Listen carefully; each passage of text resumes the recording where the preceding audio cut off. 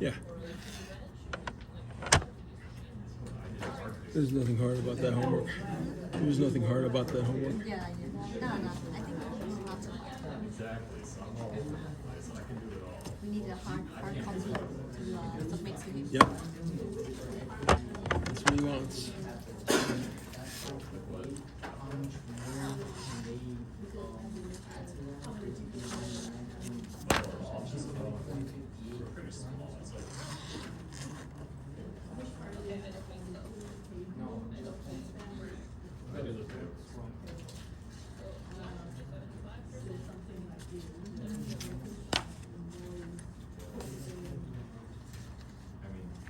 It goes fast. It's not necessary.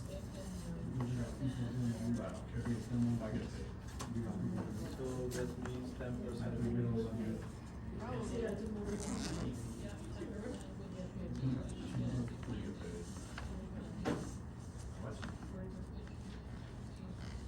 What's that?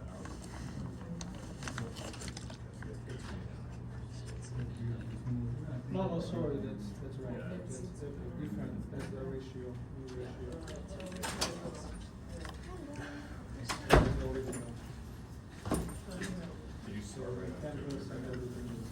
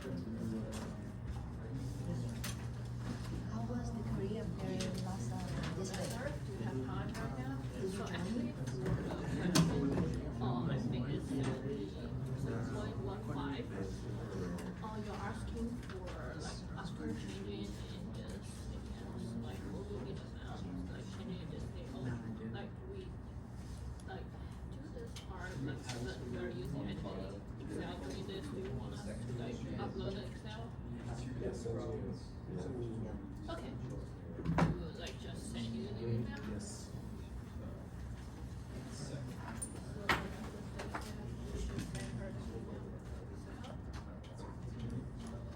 Yeah. Also, like based on sure it's based on here.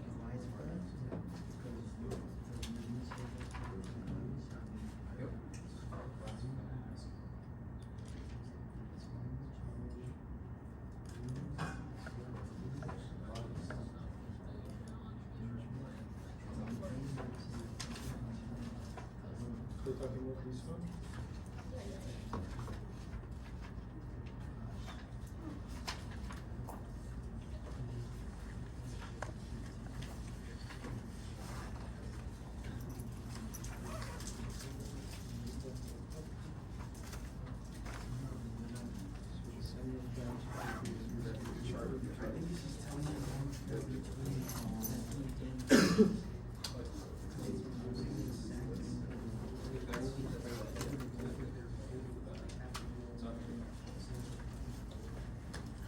Okay, let's get started. Today we are, first of all, homework 1 is due today, so please hand in your homework during the break or after class.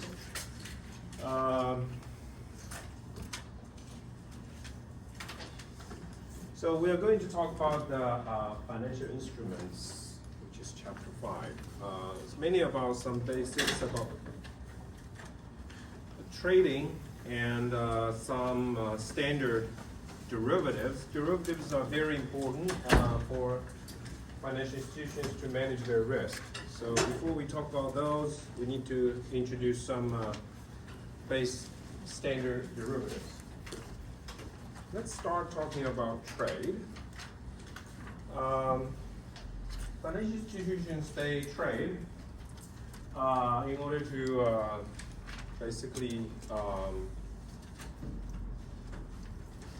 satisfy the needs of their clients or to manage their own risk, so they can trade derivatives to, we'll see that they can hedge their risk, okay, using derivatives.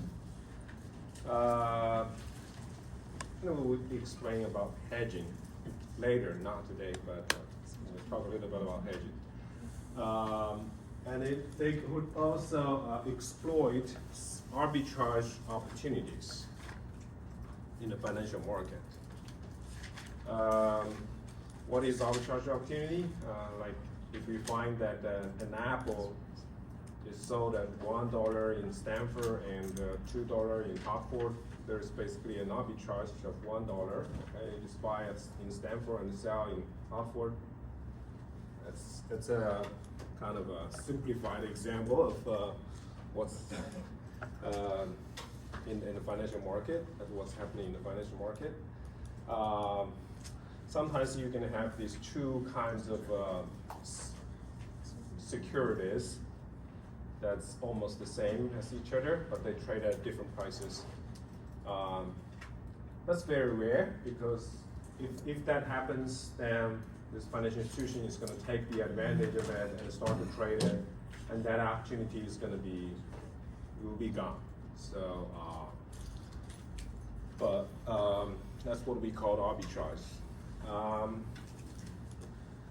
And they can also speculate in the financial market, but according to regulation, U.S. banks cannot trade for these two reasons. Speculate basically means that you buy into a stock and basically speculate whether the stock price is going to go up or go down, right? If you will see that if you're long the stock price goes up, you make a profit, but if stock price goes down, you're going to suffer from a loss. So there is always risk when you trade, when you buy and hold this risky assets. It's going to be very risky. Right? No one is going to give guarantee that stock price will go up forever. So that there is a huge amount of risk that these financial institutions probably won't be able to bear. So that's why regulation does not allow financial institutions to do this kind of trade, to speculate in the financial market. We'll talk about those regulations as well later. Financial market, there are two major types of financial market. One is exchange traded market, and the other is over the counter. Exchange traded are very popular. Most famous ones are New York Stock Exchange, NASDAQ, Chicago Board Option Exchange, Chicago Mercantile Exchange. So New York Stock Exchange and NASDAQ are for stock trading. Chicago Board Option Exchange is for this mainly for the derivatives, such as options. Chicago Mercantile Exchange is mainly about the commodities and commodity futures and commodity derivatives, such as gold, crude oil,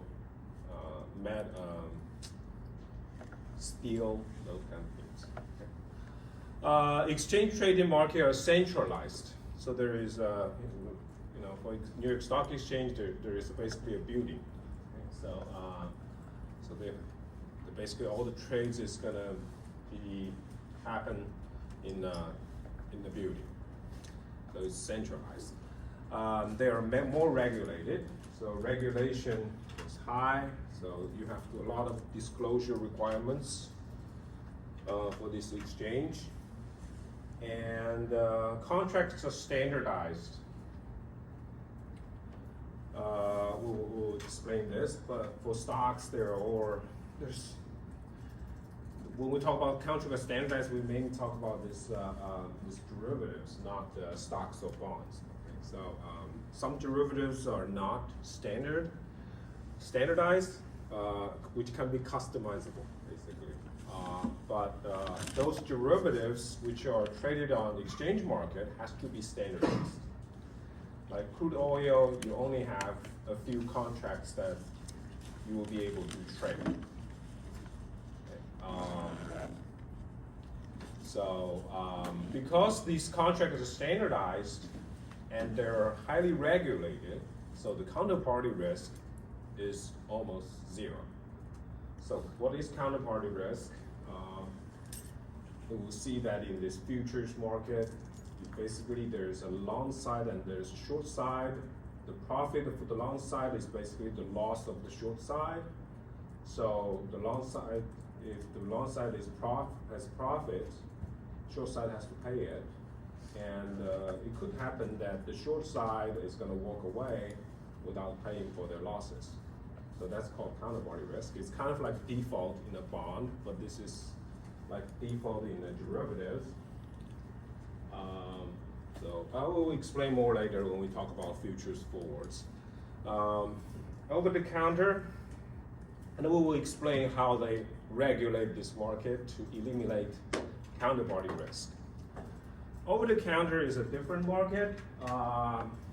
It developed after the internet. Okay, so it's decentralized, no central physical location. It's basically a network of dealers, financial institutions, corporations, and fund managers who trade directly with each other. So for some commonly traded instruments or securities, banks can serve as market maker. I explained market maker last time. For many uncommon instruments, there could be no market maker, which means that you basically have to call all the potential buyers in order to sell your instruments. Contracts can be non-standard, so you can customize your contract. There is going to be a little bit of a counterparty risk, but nowadays, all over the counter is the regulation on over the counter is improving, so the counterparty risk is lower than before, but definitely higher than the exchange traded market. And over the counter market is less transparent, so others may not aware of the trading price between the two parties. Okay, so there is no it's not like the exchange trade market. There's this disclosure requirements. Any of you trade the price, the the price that any two of you trade has to be disclosed, that so all of us will know the price. But the over the counter may not be the case. There could be some private deal.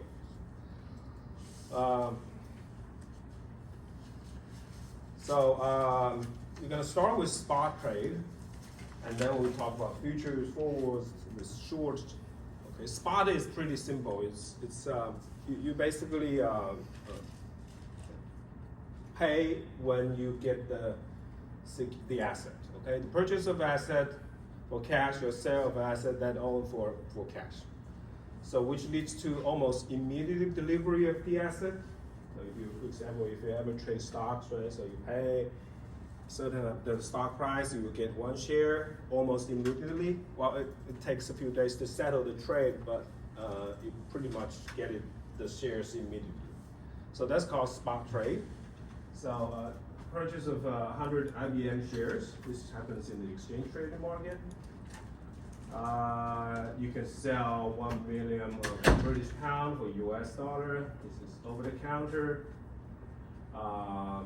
Buy 1,000 ounces of gold. This could happen over the counter. Sell 1 million worth of bond. These corporate bonds are usually traded over the counter.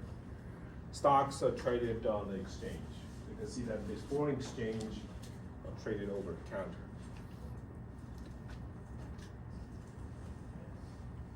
The spot trade is pretty simple. Short sell, so let's talk about short selling before we talk about derivatives, because many of the derivatives position are equivalent to shorting an underlying asset. So you basically can long a stock, you can short a stock. Long a stock is pretty straightforward, right? If you go buy the stock, you pay the share price, you get the stock. Right now, if stock price goes up, you're gonna make a profit. If stock price goes down, you're gonna suffer from a loss.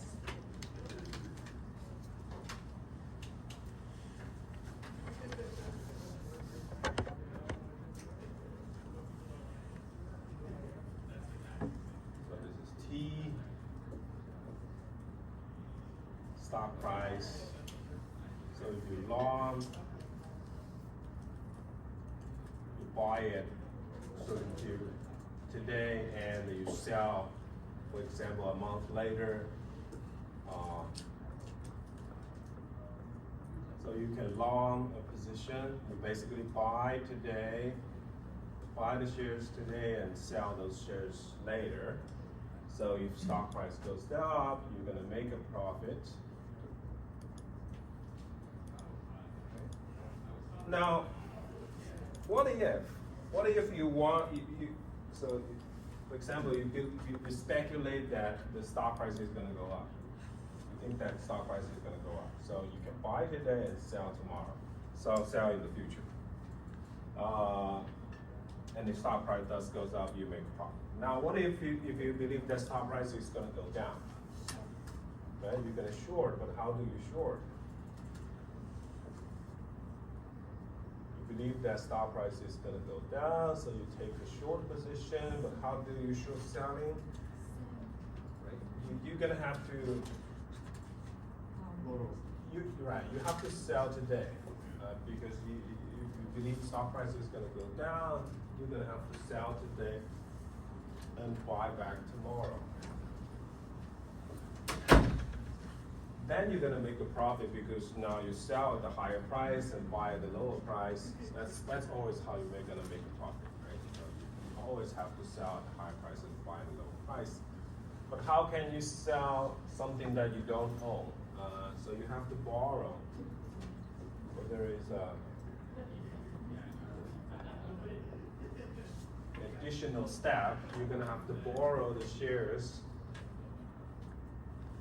And when you buy those shares back, you have to return them.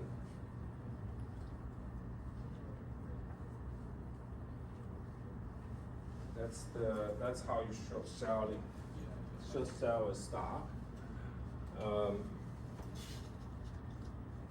In fact, the broker is gonna borrow the security from another client for you, and you can sell it in the market in the usual way.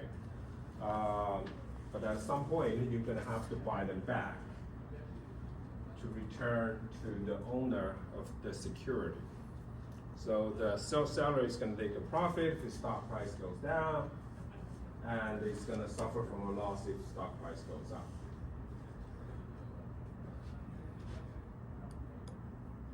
You usually short sell a stock if you think that stock is overvalued, so you think that stock price is going to go down. But it's very risky. Okay. I'll explain the risk. The risk is, of course, that stock price could go up again.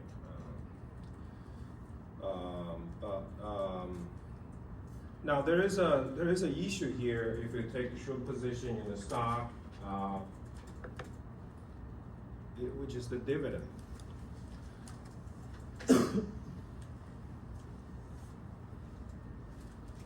So let's look at this simplified example. So there is a company A, B, and C. Company A. Company A issued one share. Let's make it simple. So there is a shareholder, and there is one share.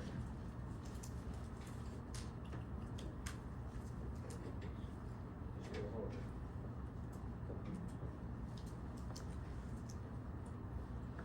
Let's call it O shareholder.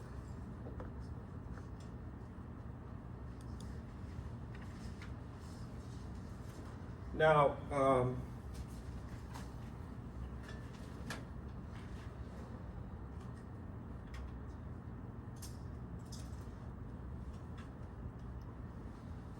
the problem is if the company declares a dividend of $1, this shareholder is going to receive that $1. That's fine. Now, if there is a short seller,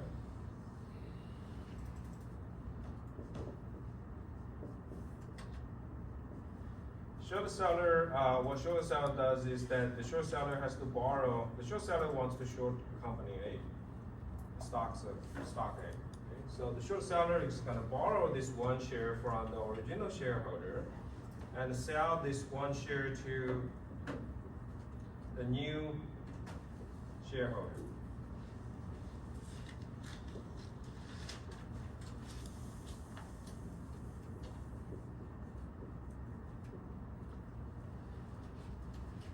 Now, the original shareholder won't even notice that his share has been lent to the short seller. Original shareholder still believe that he owns one share. The new shareholder also believe that he owns one share. And now the company declare $1 dividend. Who is going to receive that $1? The actual owner. The actual owner. The actual owner. Yeah. Who is the actual owner? The guy who bought the stock. The original shareholder. The old one. Yes. The holder It's a when bit they pay the dividend. it's a bit complex. Huh? So it's a bit tricky. Yes. In fact, Because that this one- $1 is going to go to the new shareholder. Okay? The new shareholder will be the actual owner of that share. Now, what's going to happen to the old shareholder? The old shareholder, the broker of the old shareholder lend the share to the short seller. Okay? So the old shareholder don't really hold that. If you think about the share as a piece of paper, a certificate, it's not owned by the old shareholder. But the old shareholder, if he looks at his account, he's still a shareholder. So the broker will ask the short seller to pay the old shareholder $1. Okay, so the short seller has to pay this dividend, basically. Any dividend declared by a company. Needs to pay to who? The old shareholder? Hmm? Who needs to pay to? short seller, But to who? to the old shareholder. Yeah, the new shareholder will receive that $1 from the company.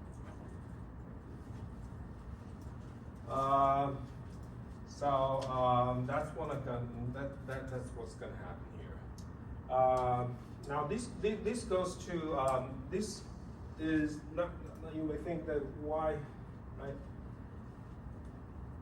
Whether you will be able to prohibit your broker to do this.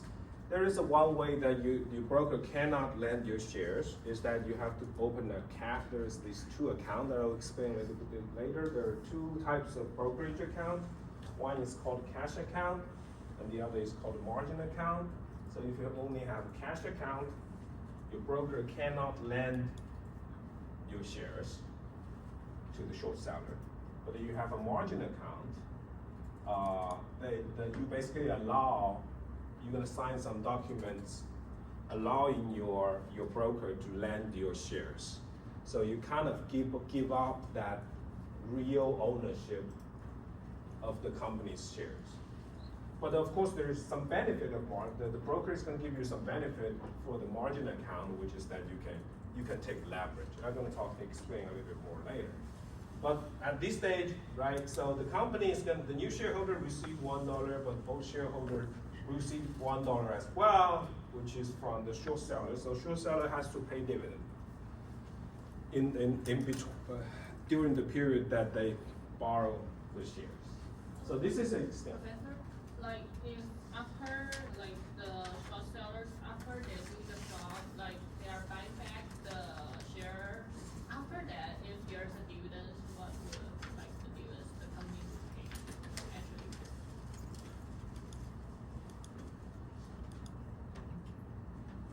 The short seller will buy back the shares and return to the original shareholder. Yeah, but like the short seller is the buyer. I mean, like What do you mean short seller? uh, After the short seller buy back the shares, this transaction is done. okay. Okay, so the short seller doesn't have any position anymore. This goes back to, and one interesting fact is that another interesting fact is that once there is a short seller starts to short one share, you see, if you look at the total number of shares traded available in the market, there are two. Okay, the company only issued one. Another one is kind of issued by the short seller. There are two shares.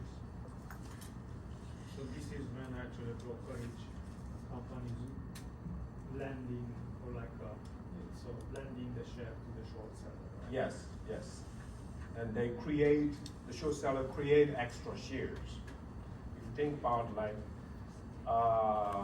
because they create extra shares, if you think about supply versus demand, the supply of these shares increases. Actually, if you have a higher supply, that kind of push down the price. Believe that market power, those kind of, especially in those crisis period, Is this also the short seller can actually push down the price by creating a lot of extra shares.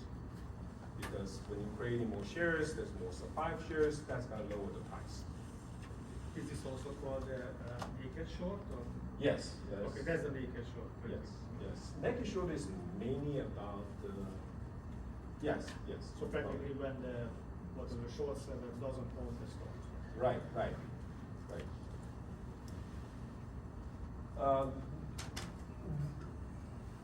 It is pretty risky. I'll explain the risk later because in this transaction, the broker wants to be risk-free. The broker doesn't want to take any risk. So the short seller has to take all the risk of short selling, which is huge amount. There is a huge amount. But let's focus on this number first. I'll explain a little bit more about the risk later. So this is the first part of the transaction is basically long those shares. You buy 500 shares for $120 each per share. You receive dividend $1 per share, so you receive $500. And in July, you're going to sell 500 shares for $100 per share. So you will receive 50,000, but you bought the shares at 60,000, and now because stock price goes down for $20, you're gonna lose about 9,500. But if you take the short position in April for the same stock over the same period, so you're gonna borrow 500 shares and sell them for $120 per share. So you receive 60,000. I'll show you later that even if you receive the 60,000, you cannot withdraw the money. The money has to be in your brokerage account. And in May, you're gonna have to pay dividend because of the reason that I just explained. You create extra shares, so you have to pay those shareholders. So you pay dividend 500, and in July, you're gonna have to buy back those shares and sell them, and return them, buy back and then return those borrowed shares to the brokerage or the original owner to close your short position. So you buy 500 shares for $100 per share, and you close your position. So your profit, because stock price goes down, you're gonna even with paying the dividend, you still make a profit about 9,500 because stock price went down. So that is short selling. Sir, can you withdraw once you close the short position? What's that? Can you now withdraw once you close the short position? Who? Can you withdraw? Because you said like You cannot withdraw in April. You can withdraw in July. Yes, you can do that. Now I'm going to explain later why you cannot withdraw the money in April. So, so I'm going to talk about this margin account a little bit because this is related to short selling. And I'm going to talk about the two types of trade. One is leverage and the other is short selling. Short selling is basically a leveraged position. So cash account is pretty straightforward. Most of us, when you open a brokerage account, you're going to open a cash account. You just pay the money to buy the shares, and you're done. It's pretty straightforward. And if you only open a cash account, your brokerage won't be able to, lend your shares to other traders. But you can also open a margin account. Margin account basically allows you to do two types of trade. One is leverage and the other is short. You can do a leverage or short with the margin account. Now let's start with leverage. This is pretty close to buying a house and using a mortgage to buy a house. But now you can borrow from your broker to buy stocks. So let's start if we go through these simple numbers, you will understand. So you have you put $100 in your margin account, let's say. Okay, you deposit $100. And basically, for example, your broker allows you to borrow $100, another $100 from the broker. Now you have $200. Now assume that ABC stock is $1 per share. With $200, you will be able to buy 200 shares. Pretty straightforward. If the stock price goes up to $2, what is your profit? Right, so your profit is going to be, because stock price started with $1, now it's $2 per share, so you make $1 per share, you own $200, so $200. You own 200 shares, so in total, your profit is $200.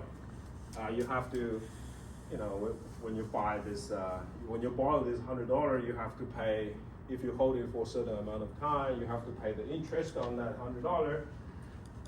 There are some commissions that you have to pay as well, so minus interest plus commission. But those usually are relatively small compared to your profit or loss, because stocks is very volatile, very risky. So, so if stock price goes up, you're good, right? So you make a $200 profit. What is your return? I forgot to ask, right? What is your return? Your return is, you make a $200 profit, and your initial investment is $100. So you have a 200%.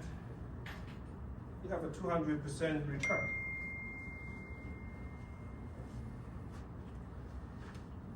Stock price goes up by from 1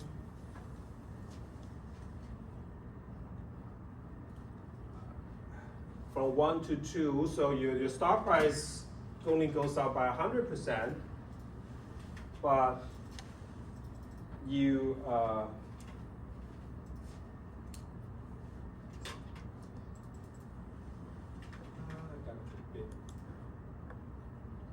so stock price goes up to 2. Oh, okay.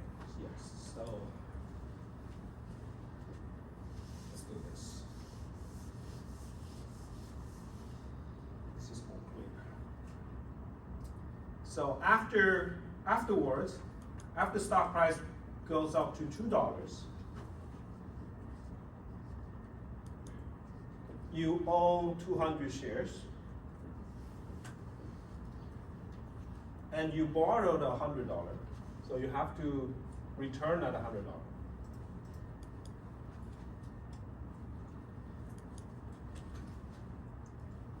And your initial investment is $100. Okay. But you still have to minus 1. That's your total return.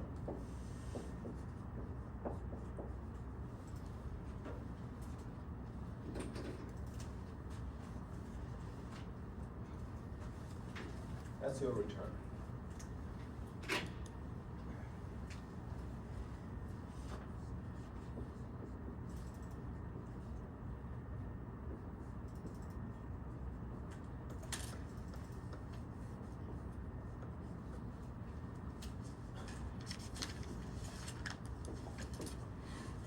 Your return is 3 minus 1, so your return is 200%.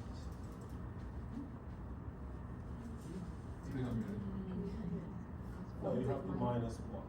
Oh, minus 1. Right? Because if you look at the stock price return, stock return is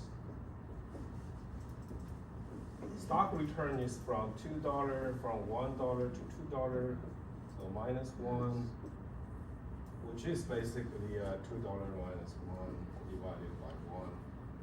So this is 100. So your return is twice the stock return. So because you have a leverage. Okay? If stock price goes up. Now the problem is if the stock price goes down,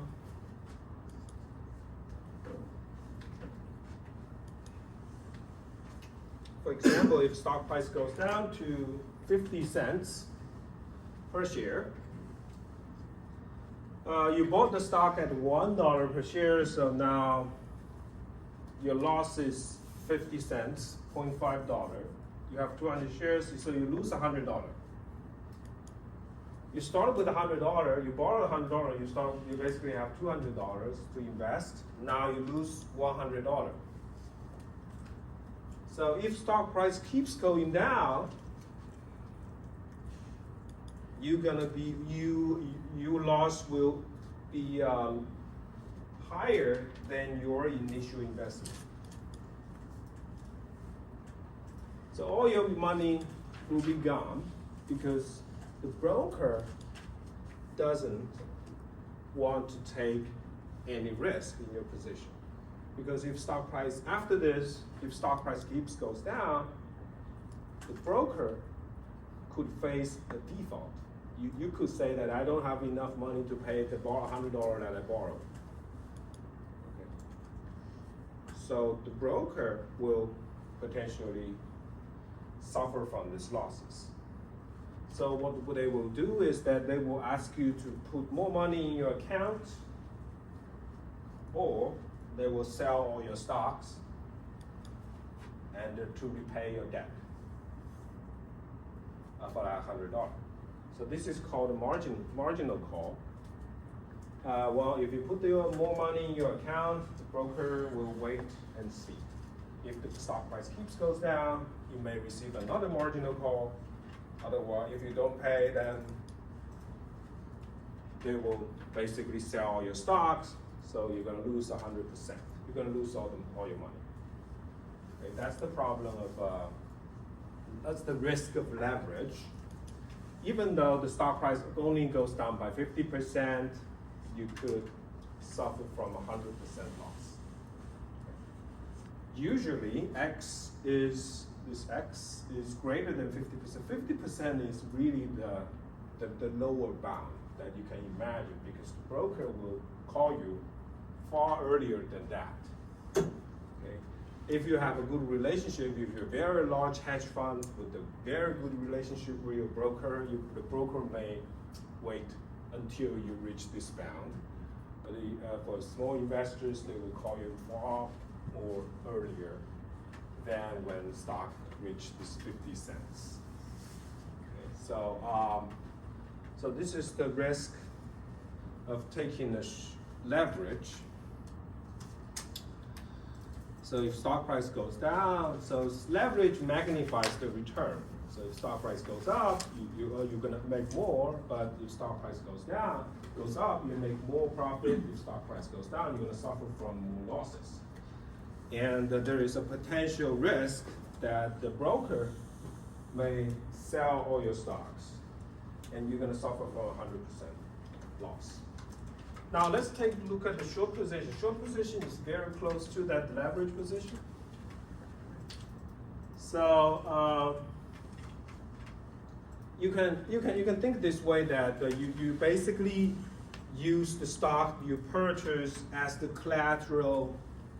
In this case, right? So you bought 200 shares of the stock, but and you have a loan from your broker. So you can think about that. I'm using the stocks, these 200 shares, as the collateral to obtain that loan. Once the value of the collateral is lower than the debt, the broker will automatically sell the collateral. Kind of like buying a house. If you buy a house, right? So with mortgage, if your house price goes down to reach that level, you could choose the default. In this case, the broker will close your position. Now let's take a look at the short position.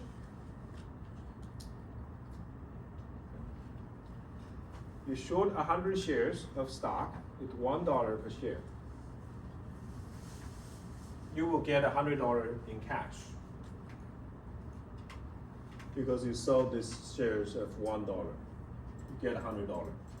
But you cannot withdraw the cash, because you borrow the broker borrowed the shares for you. So you cannot withdraw the cash. You kind of like use that cash as a collateral. In addition, you have to even put even more money in your account. You have to put another $50 in your account, in your margin account. This is required by regulation. The reason is because if the stock price goes down, you are making profit, so that's fine. But if stock price goes up, you're gonna suffer from a loss. And your broker, again, doesn't want to take that risk. So if the stock price drops, you're fine because you profit. But if stock price goes up, for example, if stock price goes up to $1.5 per share, in order to buy back, remember that you have to return those. Those shares have been borrowed. So you have to return them. To return those shares, you have to buy them back.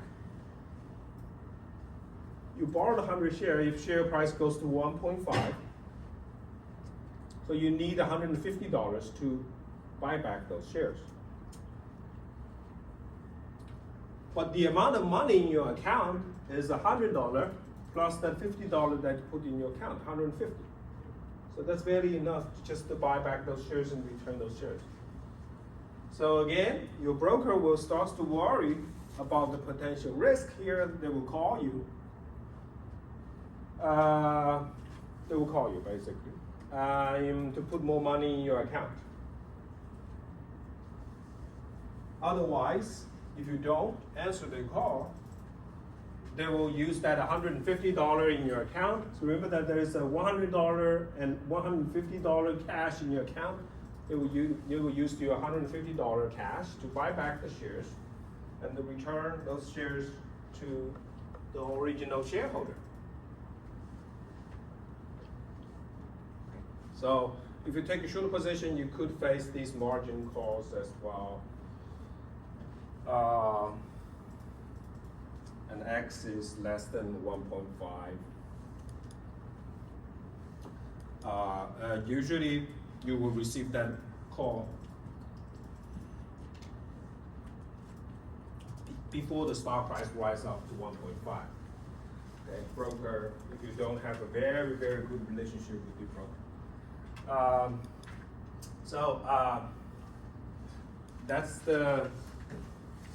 That's the margin call associated with short selling. But usually there's these. If you read the news, there is always this short squeeze.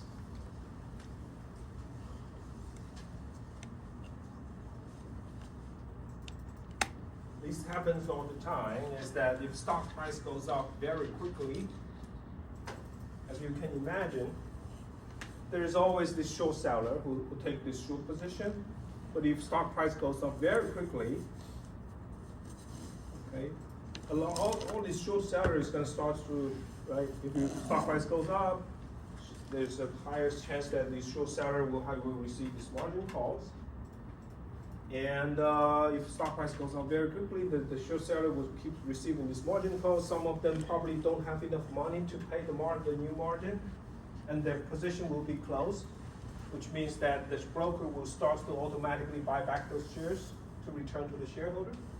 And when they start to buy, as you can imagine, more people buying, there is a higher demand of the stocks, stock price will keep goes up even faster, making more short sellers receiving their margin calls, and broker keeps buying those shares. So this is called short squeeze, which basically can temporarily push the stock price up a lot. Yes. And a good example of that, the guy who owns the Mets is Steve Cohen. One of his friends works at a hedge fund, and to close a short squeeze one time, he had to let him borrow $1 billion. Oh my. Okay. A couple of years ago. GameStop, is that? I'm not sure which one it was. I think there was a It may have been story about GameStop. GameStop. Okay. Yeah, I think GameStop is one of the example 2 years ago that there's a huge short squeeze around that stock. So basically, the stock price can move up a lot during this short squeeze. Okay, that's short selling. Now let's talk about these are the two types of trade.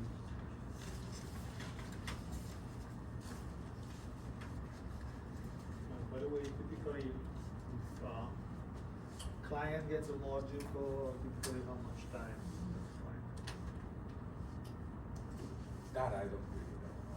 I guess they will call you much more early, right? Before the boundaries hit far earlier, unless you are very big hedge fund, those with a lot of capital, then the broker will be very different. But for a normal investor, I guess they will call you very much earlier, which is going to give you more time, buy you more time. And usually the leverage is like double, so like around 50%. That will be controlled by your broker. Depends on what your broker would like to offer you, how much leverage.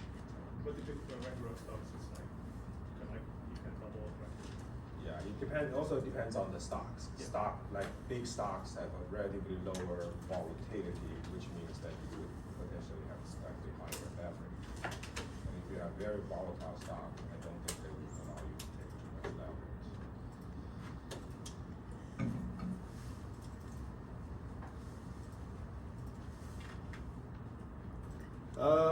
Okay, now let's talk about derivatives. We're going to talk about some standard derivatives because derivatives are very useful when we talk about risk management for financial institutions. So a derivative is basically a security whose value is going to depend on other more basic market variables. They are traded in both exchange market and over-the-counter. You can see the growth of the over-the-counter market during this period. So the size of over-the-counter is much bigger, but the exchange traded market is much more transparent and liquid. Okay, so if you want to buy and sell, it will be much easier in the exchange traded market. We will talk four major types of derivatives. We will talk about forwards, futures, swaps, and options.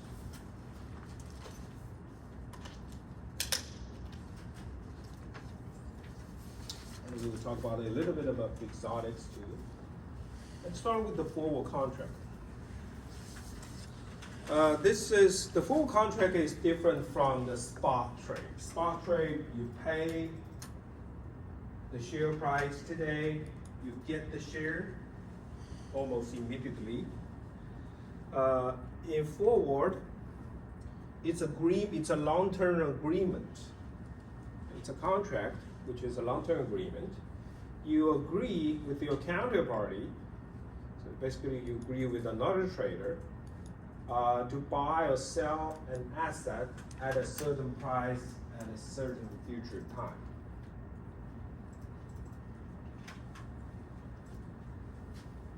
So a long position agrees, so there's two parties. There are two parties. The long position agrees to buy the underlying, and the short position agrees to sell.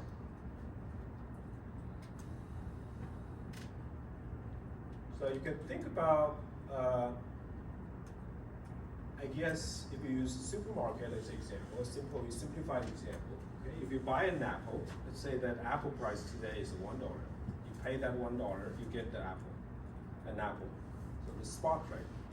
But if you do this forward trade, you basically walk into a supermarket and tell the supermarket that what's the price to buy an apple tomorrow.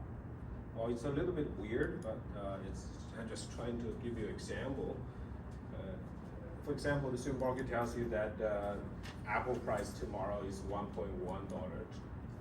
So you tell the supermarket, I agree to buy an apple tomorrow by paying you $1.1. And then you leave the supermarket without paying anything. You don't get the apple today. After a day, you go to the supermarket. Apple price can be different tomorrow. For example, apple price is $1.9. But because of this agreement that you signed yesterday, so after a day, you walk into the supermarket, you're going to pay $1.1 to get an apple from the supermarket. So that's the forward contract. So two parties basically agree to buy and sell the underlying for a specified price, $1.1 in the future. So forward contracts are traded in the over-the-counter market, and this contract can be traded actually. And they are particularly popular on commodities, currencies, interest rates. They are mainly used for hedging risk of underlying asset or speculation. So you can imagine why this can be used to hedging risk is that using this apple as an example, that apple price tomorrow can be risky. For example, let's assume that apple price is there is some kind of if you really, Apple may not be a good example because supermarket doesn't change the price that often. But in financial markets, the price keeps changing very frequently. In supermarket, there's this manual cost, right? So if they really want to change the price of the apple, they will have to replace those labels, which is very costly for the supermarket. So that's the reason why supermarket doesn't want to change the price very often, because they always have to change those labels a lot. That's a lot of labels, price labels. So, but as you can see, that Apple price can be very risky tomorrow. But if you already know that you want to eat one more apple tomorrow, you can use this method to lock the price that you are going to buy an apple. Okay?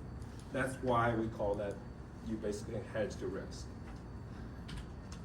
So that's, if you look at the profit of locking the forward,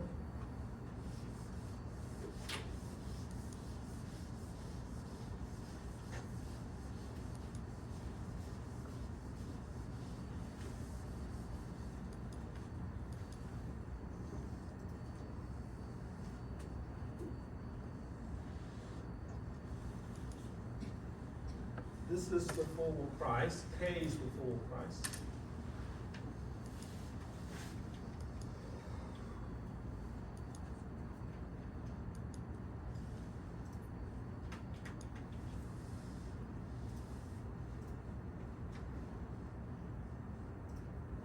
What does this profit mean?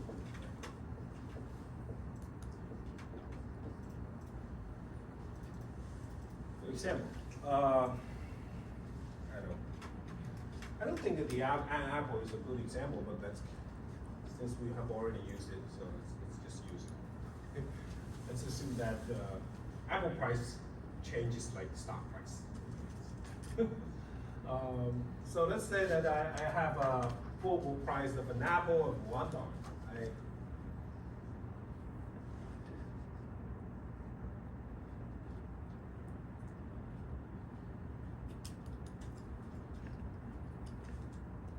Call it 1.1. I think I used the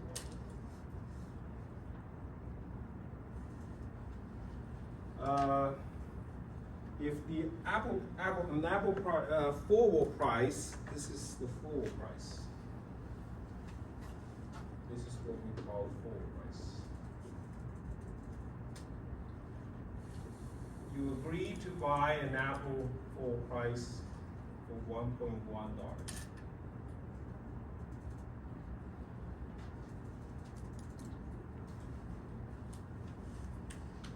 Now, if one day after apple price goes up to 1.5,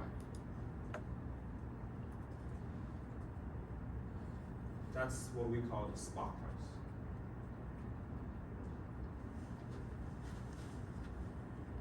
If you go to a supermarket and say, I want to buy an apple, you will have to pay $1.5. Now with this forward contract, you can buy an apple at 1.1, which saves you 40 cents.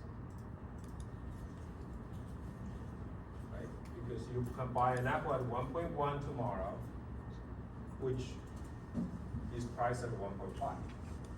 So this forward contract actually saved you 50 cents, which is what we're going to call the value of this forward contract. I put that on the y-axis. Think about like profit. So this is that 40 cents. You can think as the value of this contract, this market value of this forward contract, because it helps you save 50 cents. Now, if, for example, in a different scenario, apple price tomorrow drops to 50 cents. That's a bad news for you, actually. Because if you sign this forward contract, you have to pay 1.1 to buy an apple. But the market price for apple is 0.5. So you lost. You pay more than the market price, but you have to do it because you already got this entry. You signed this agreement. Which means if apple price dropped to 0.5, how much your loss? Right? You pay 1.1 to buy something that worth 0.5, so you're gonna suffer from a loss of 0.6.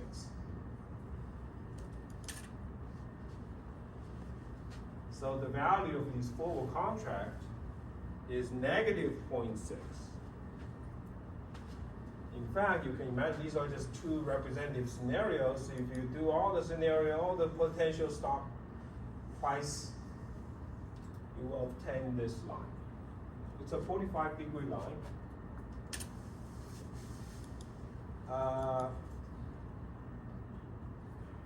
You can write this in formula.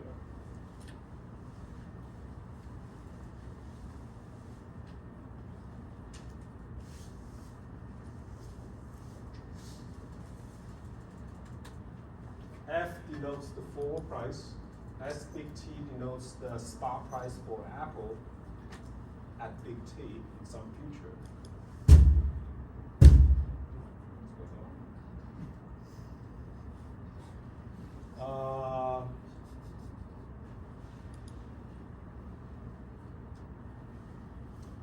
There is another simple way to understand this equation. If you got lost, minus F, right? Because this forward contract, if you long a forward contract, allows you to pay the forward price to obtain the underlying asset. So minus F, right, means pay forward price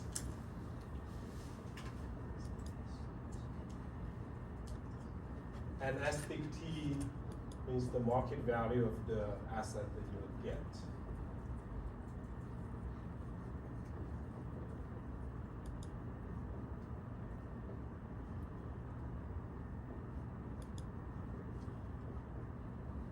So that's pretty straightforward, right? So if you long a forward, you basically pay the full price.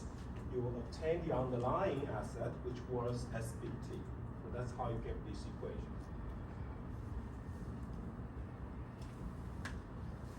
That's long in the forward.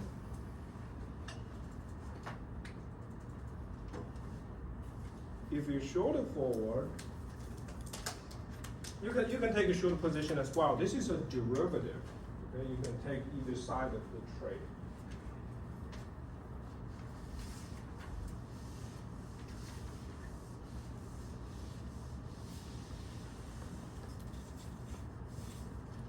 If you take a short position, so in this Apple example, who is taking the short position? Who is taking the short? No. I give you an example, right? So this guy who goes to supermarket to sign this agreement to buy an apple tomorrow, who is taking the short position? The supermarket. Yes, the supermarket is actually taking the short position.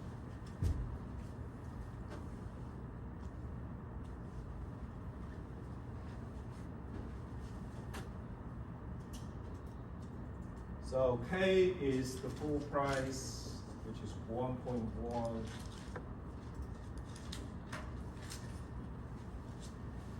The supermarket take a short position.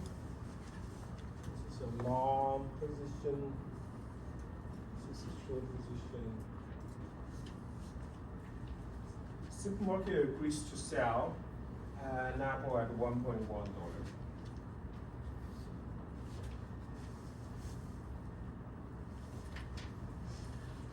If the market price goes up to 1.5, supermarket actually loses money, loses 50 cents, because they have to sell an apple at 1.1 because of this whole contract.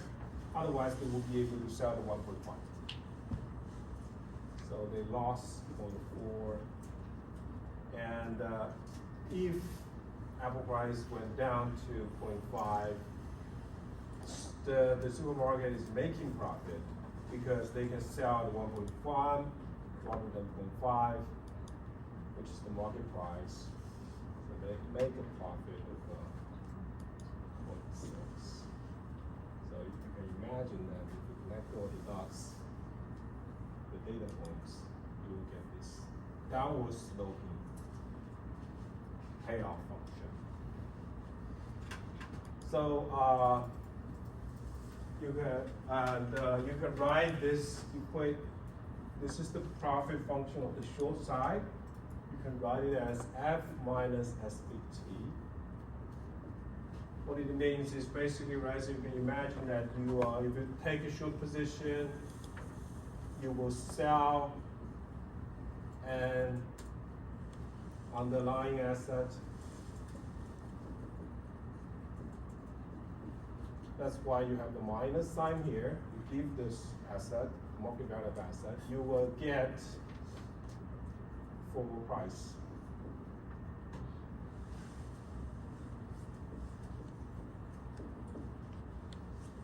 The dollar amount of the full price. Okay.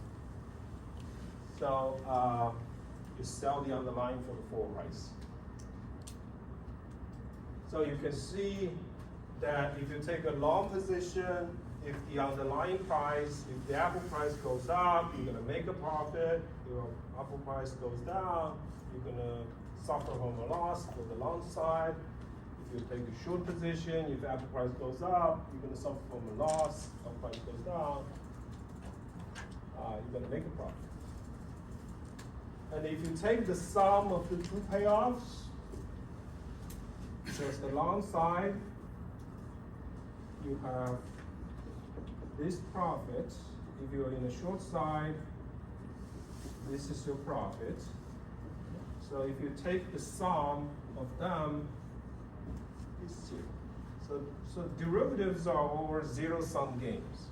Okay, so there's counterparty, this long side and short side are counterparties, and these are zero-sum games. What is the counterparty risk? The counterparty risk is that, for example, if you're on the long side, if the underlying price is lower than the forward, you're going to suffer from a loss. Your counterparty, the supermarket, will concern that you will Recording not. in progress. Start by connecting with us in the chat, by dropping your name. Should we have a break? Recording from everything, their profile. We're going to be getting started very shortly. Okay, let me just finish this and we'll have a break. So your counterparty will be. Tell us how your semester is going so far. So let me just. So your counterparty will start to worry about that. You will not come to the supermarket to buy the apple. An apple. That's the counterparty risk. Same here, right? If apple price goes up, you may worry as a customer. You may worry that your counterparty, which is the supermarket, may be close to market. They don't want to sell you when that happens because they suffer from a loss. That's what we call the counterparty risk.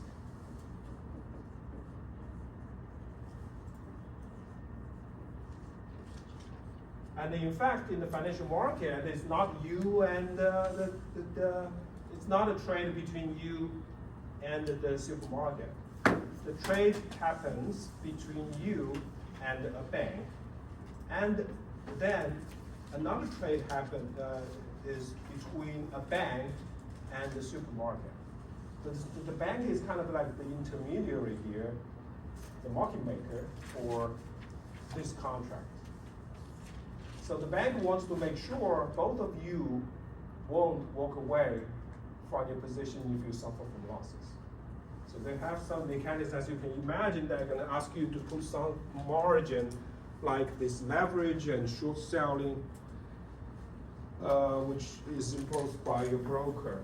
Some kind of margin requirements has to be making sure that you won't default on your contract. Let's take a break.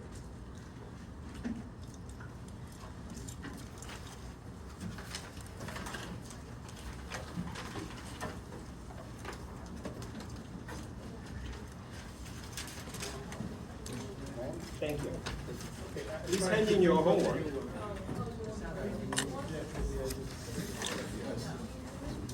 Thank you.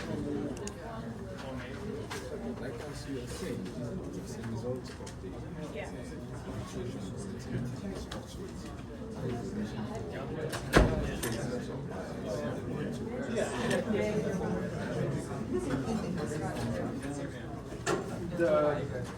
Yes, the volatility will determine how much margin you will need. Exactly. Right, it's very volatile. Yeah, so therefore, Because if the volatility is high, exactly. Because let's say today the spot rate for a particular commodity is $50. So in a 1 month time, it increases. So because buyers and sellers want to find a common agreement, a common understanding, that's why they have this forward rate, wherein they agree at a price. That's everybody. You either gain or you lose. Just like as you said initially. Question, do you think the refinement is going to go beyond the 3 homeworks that we have? And questions, or it's going to stay kind of in that range? yes, it's going to be close in that range, and the questions, problems that I'm going to go through on my slides. Okay. So everything's going to be from my slides. Okay. So like the homework and more, basically? Homework and the And problems slides. on it. Okay, so, Hmm? like this. The more, there's going to be, I'm thinking about, I haven't I think you need to written bring down up the final exam. Yeah, we just- but I think it's going to be mainly numerical problems and some multiple choices, which is, this is in person. Yeah. Exams, it will be multiple. Okay. So you would recommend obviously study homeworks and then look at the slides and the equations and You make sure, I will provide a formula sheet. Okay. But you want to make sure you calculations. understand the calculation of each numerical slide. problem. Okay, then you have the slides. Yes. Okay. Perfect. Thank you. Okay, but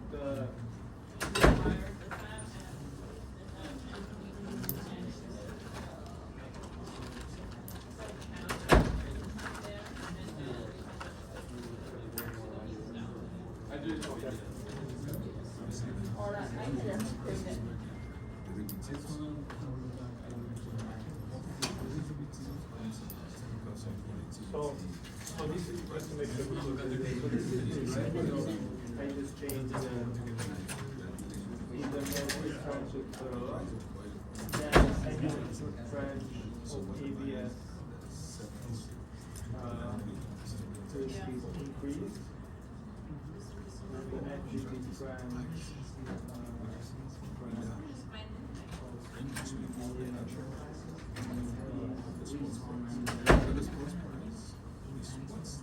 but the branches of the EBS usually start to make.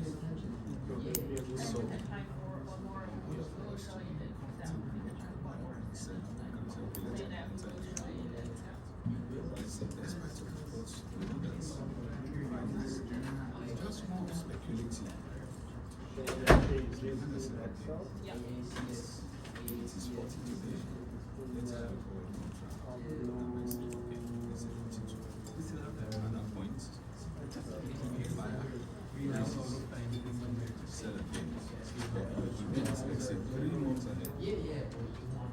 the price, the spot rate decreases. So you find out that the seller gonna lose and the buyer gain. Yeah, so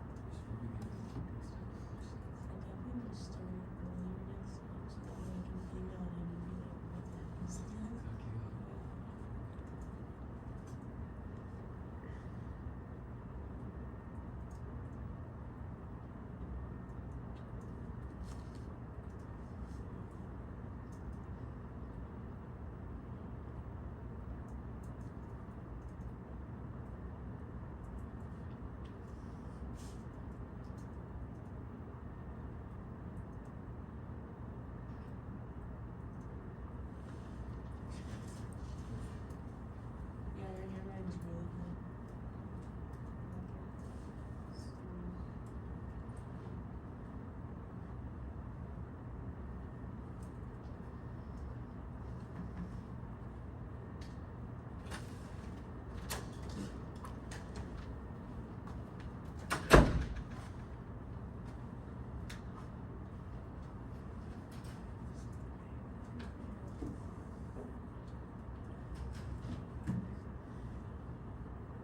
How long have you been here?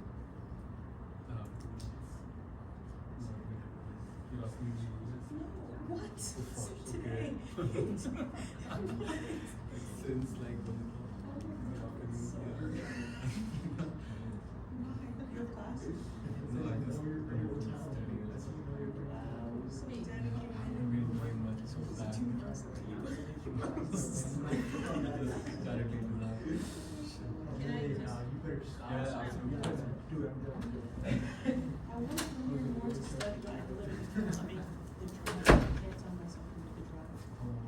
It's way shorter than the drive. Yeah.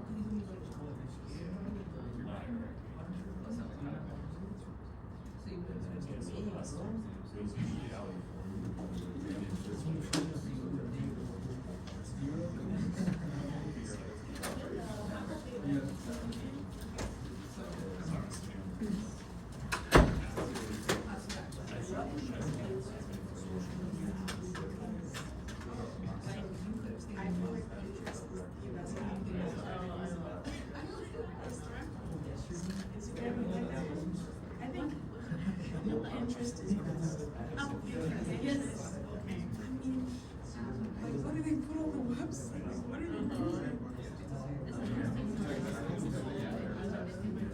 It's like everything that I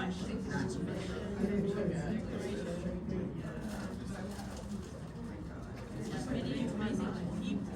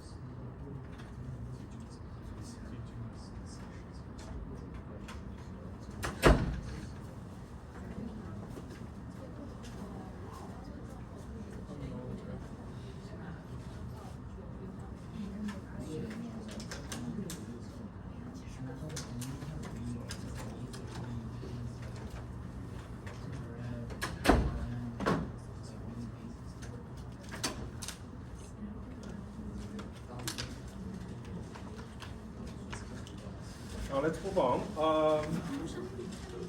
So we talk about the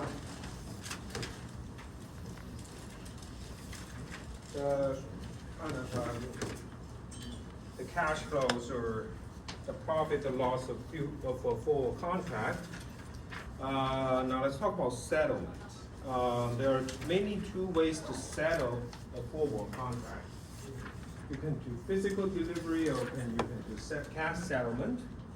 Physical delivery is pretty straightforward. You have to go to that supermarket to buy an apple to get an apple, so that's physical delivery. It gives you an apple. The supermarket is going to give you an apple. Cash settlement is a little bit different. Instead of getting the apple, the supermarket is going to pay the cash difference of their position. What does that mean is, take this as an example. The full price is 1.1. You can, this full contract allows you to buy an apple tomorrow at 1.1. Tomorrow, apple price is 1.5. In cash settlement, you don't get an apple. Instead, the supermarket is going to pay 1.5 minus 1.1. So you're going to receive 50 cents. You're going to receive all cash payment. So then you don't, the advantage, as you can see here, is that you don't even need to go to the supermarket. You will receive 40 cents in your account. Don't have to, that's not physical delivery, that's cash settlement. So this is another example, probably is more straightforward. So you sign, let's say that you stay here for 2 years, you're trying to buy a car, but you want to sell the car after graduation. So let's say that I do some kind of a car dealership here, and I'm running a car dealership. You sign a formal contract with me to sell your car at $10,000 2 years later. We agree on a forward price. So I will pay $10,000 to buy your car 2 years from today. You will sell your car $10,000 2 years later. You sell your car for $10,000 2 years later to me. So we agree on it. So that $10,000 is a full price. 2 years later, you can, let's assume that today we have already decided what are the settlement that we want to do. We choose, for example, we agree on physical delivery. Okay? So 2 years later, you give me your car, and I'll pay you $10,000. And we are done. Okay? That's physical delivery.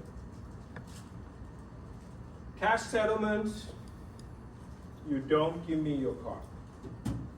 Instead, let's look at the price of your car, the market price of your car. If your market price of your car is $6,000, I will pay you $3,000. And then you sell your car at $7,000. So combined with the $3,000, you receive $10,000 and you get rid of your car. So equivalently, you sell your car at $10,000. If the market value of your car is $12,000, you sell your car at $10,000. You sell your car at $12,000, and you have to pay me $2,000 because of these agreements. So equivalently, you sell your car at $10,000.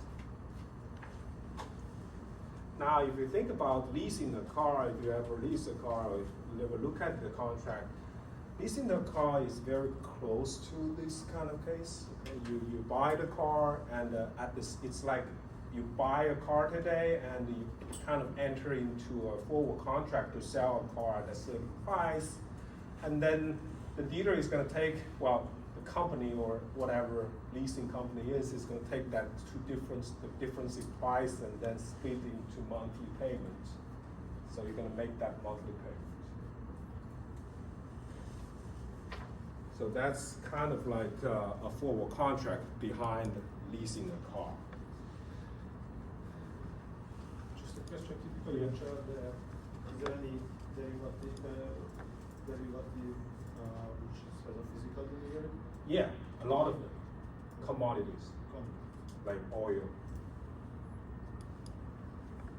Only financial assets, like derivatives on financial assets, are usually delivered on cash. Most of these commodities are physical delivery. Now, let's look at another example. So these are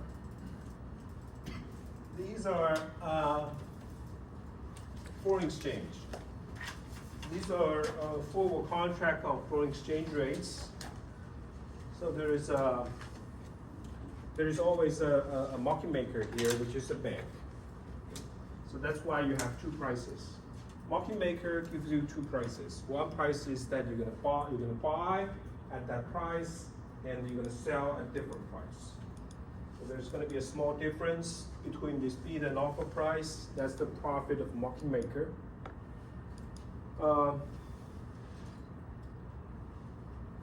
And the first row represents the spot market, exchange rate market, between British pound and US dollar. So in this case, you can imagine that your bank is going to provide you two prices. You will be able to pay 1.2736 US dollar to buy 1 British pound. Or you pay 1 British pound, you will receive 1.2732 US dollar. Or you can think about, if you think in terms of your market maker, the buyer, your counterparty, the bank, Okay, bank is prepared to buy the British pound at this US dollar from you, and they can sell British pound at this price. There's a tiny difference, which is the profit of market maker. So that's the spot market, and you can go to the forward market as well. 1 month there. So for this forward contract, you have different. This is called the maturities. You can choose 1 month, 3 months, 1 year. 1 month you can imagine, right? So this transaction is going to happen after a month. So you agree to, for example, you agree to pay 1.2751 US dollar 1 month later for 1 British pound. Or you pay 1 British pound to go get 1.2746 US dollar 1 month later. Same for 3 months and 1 year. Now, this is these forward contracts on the exchange rates are mainly used to hedge exchange rate risk, because the exchange rates fluctuates. So it's pretty risky. So for example, a US company will pay 1 million British pound in a year. Which contract will they use to hedge the exchange rate risk?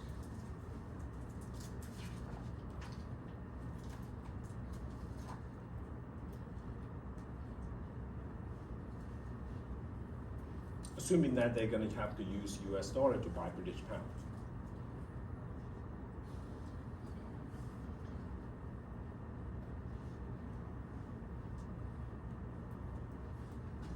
Which contract are they going to use? It's a 1 year forward contract. 1 year forward, which price?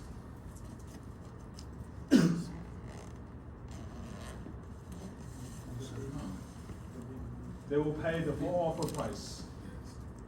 Yes. Okay, so they will use this contract. They basically are going to sign this forward 1 year forward contract with the bank to fix this exchange rate 1 year later. So 1 year later, they will pay this exchange rate. No matter what the exchange rate will be 1 year later, they will always pay this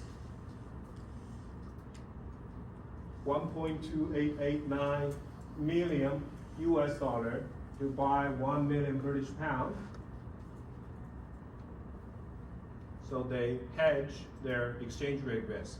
Because if they don't enter this forward contract, they will wait until 1 year later to see what the exchange rate will be, what the spot exchange rate will be at that point, which is going to be uncertain, which is risky. So they may pay more, they may pay less. So, but if they enter the forward contract now, they can hedge the risk 1 year later. So let's look at the two scenarios. Let's assume cash settlement. You will see the risk here. If you don't enter this forward contract,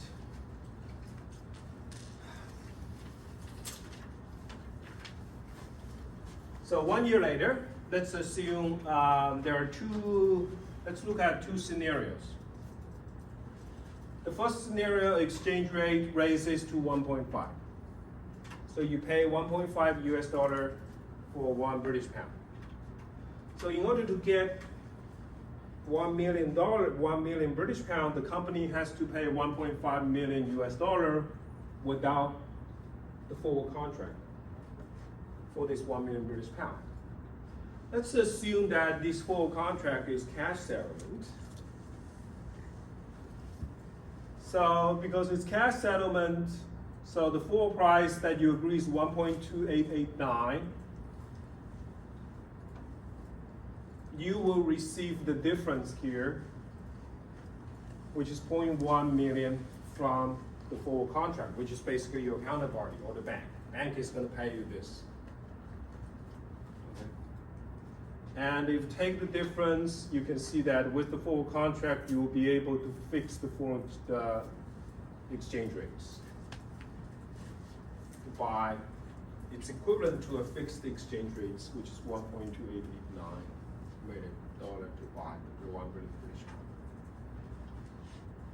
So basically, without the full contract, you basically suffer from a losses. But the full contract pay for that loss. Now, but because this is a full contract, so you could suffer from a loss as well from the full contract. So for example, you pay 1 million, so let's say the exchange rate falls to $1 per 1 British pound. So you have to pay without the full contract, you have to pay $1 million to buy 1 million British pound. And the full contract, reach the full contract, you have to buy $1 million at the $1.29889. So you have to pay the difference. This is cash settlement from the full contract. So you have to pay this much to the bank, your counterpart. Your net payment again is the sum of the two, which is a fixed forward price that you're gonna pay. So in these two different scenarios, you can see that your exchange rate is, with the full contract, your exchange rate is fixed if the contract is cash settled. In fact, in any scenario, this should be true too. So with the full contract, you allow you to kind of hedge the exchange rate risk. Now let's look at so that's the forward contract. Let's look at the futures contract. Futures contracts are very similar to forward contract. It's basically agreement to buy and sell an asset for a certain price at a certain time. There is some small differences. The design of contract are the same, but you can think about futures as a standardized forward. So forward contract are traded on over-the-counter, futures contract are traded on the exchange. So you can see that they are much more regulated. So futures contract are standardized. So there are only a few contracts that are available that you can trade. For example, if you think about crude oil, standard crude oil contract traded in the U.S. market is going to be delivered in Weston, Texas. Somewhere in Weston, Texas, I forgot the name, the delivery place. I think there's another place too, somewhere in Oklahoma. So you can imagine that this futures contract is standardized, that they have to specify the delivery place. They specify the delivery place. You cannot change that delivery place to next to your home, for example. So, and the future contracts are marked to market and settled daily. I'll explain this in more details. This is a mechanism that they impose in order to eliminate counterparty risk. So because of this mark to market, there is no counterparty risk. Both sides are required to post margin with the clearinghouse. Again, this is in order to eliminate counterparty risk. Prices are close to forward, but price can be slightly different because futures are traded daily, settled on daily, and futures are settled at maturity. So we'll talk about the daily settlement. What is the daily settlement? So this gives you a very clear example.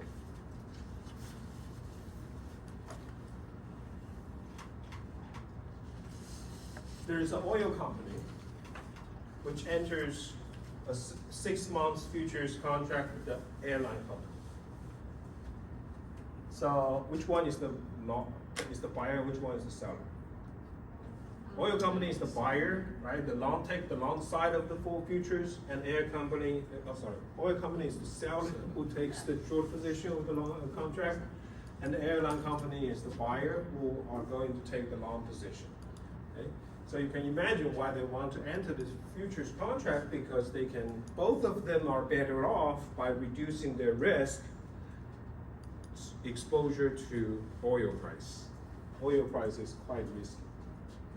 So which company, okay, you have already answered that question. Now, if the 6 months oil price increased by $1 today, which company is gonna profit from this trade?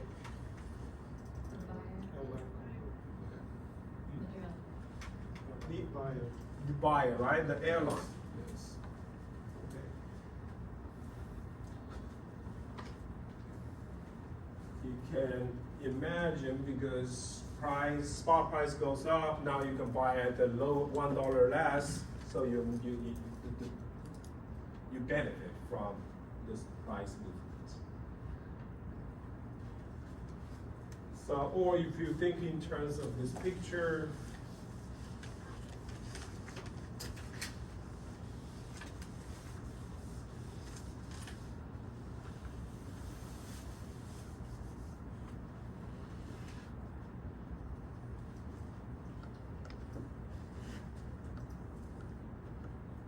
full price.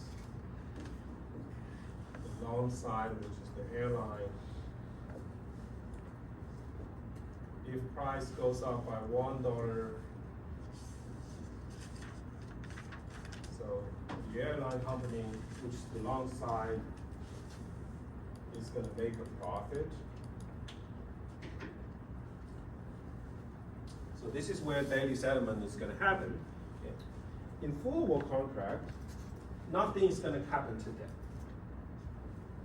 Okay, you're making a profit, so you're making profit. There is no cash exchange between the two parties. You wait until 6 months later. For forward contract, you have to wait until the maturity. Right? The airline company is gonna pay for the payaf, the full price, and receive oil. That's forward contract. For futures, there are daily settlements. If the airline company is making a profit today, they will receive cash from the oil company. So the oil company has to pay cash, which is equivalent to the profit of the airline company today. So both sides don't wait until maturity to realize their profit or loss. They realize their profit or loss immediately, basically, on daily basis. This is called daily settlement.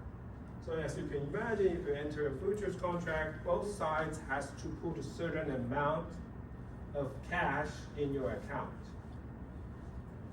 As the market price moves, the clearinghouse or your broker or this market maker is gonna, it can start to credit or debit each account depending on the movement direction of the price.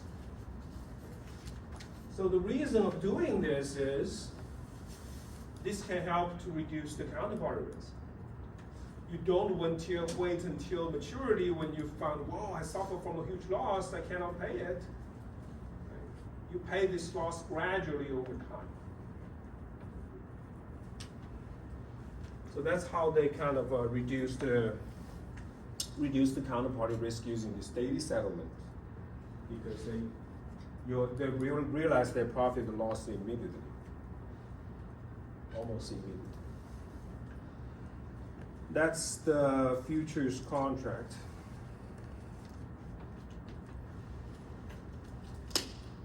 But there is some drawback of this daily settlement. You can imagine as an oil and airline company, you will have to you basically want to use these futures to hedge your risk. But now the banks ask you to put a lot of cash in your account, which is kind of costly for you, right? As a company, you don't want to put so much cash in an account just as a margin or collateral. That's pretty costly.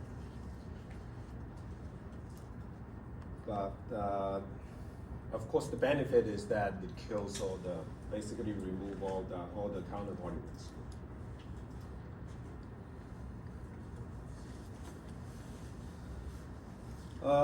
Okay, that's futures contract.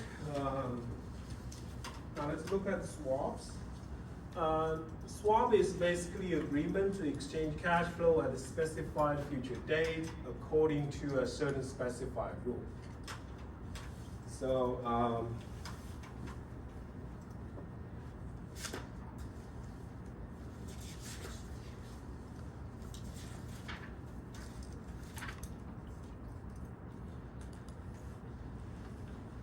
a forward contract is equivalent to, you can think about forward is equivalent to exchange for cash for a certain asset underlying used in the future, one future date, but swap typically leads to cash exchange take place for several future dates. So you can think about that as a swap as a portfolio of forwards. The most common swap is called plain vanilla interest rate swap. You pay a fixed rate and you receive LIBOR. Now, what is LIBOR? LIBOR is the London interbank borrowing rates. London interbank offer rates.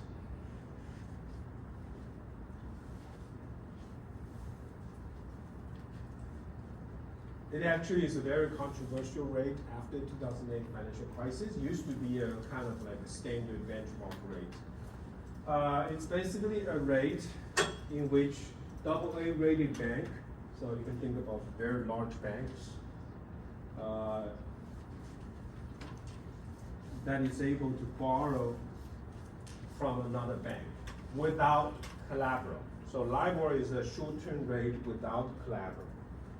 So which means you don't have to post any collateral. And they use LIBOR as the benchmark because this is traded in London. They assume that it's less affected by Federal Reserve, even though it's still a US dollar rate. So it will be closely related to Fed funds rate, the Fed rates, the interest rate set by the Fed. It's called a London interbank rate. So at this point, let's just make it simple. This is a floating interest rate, which means that it changes every 3 months or 6 months. It's a short-term interest rate. Okay, it fluctuates. So it's like you can imagine. I guess the simple example is you go to a bank, you can see what the 3 months interest rate is. Okay, this is more like a interest rate between banks. You won't be able to borrow at this rate. The bank can borrow at this rate. Okay, but it's a short-term rate. Think about 3 months. Put money in your bank for 3 months. What the interest rate they will offer you, and since it's a short-term rate, 3 months later the rate will be different.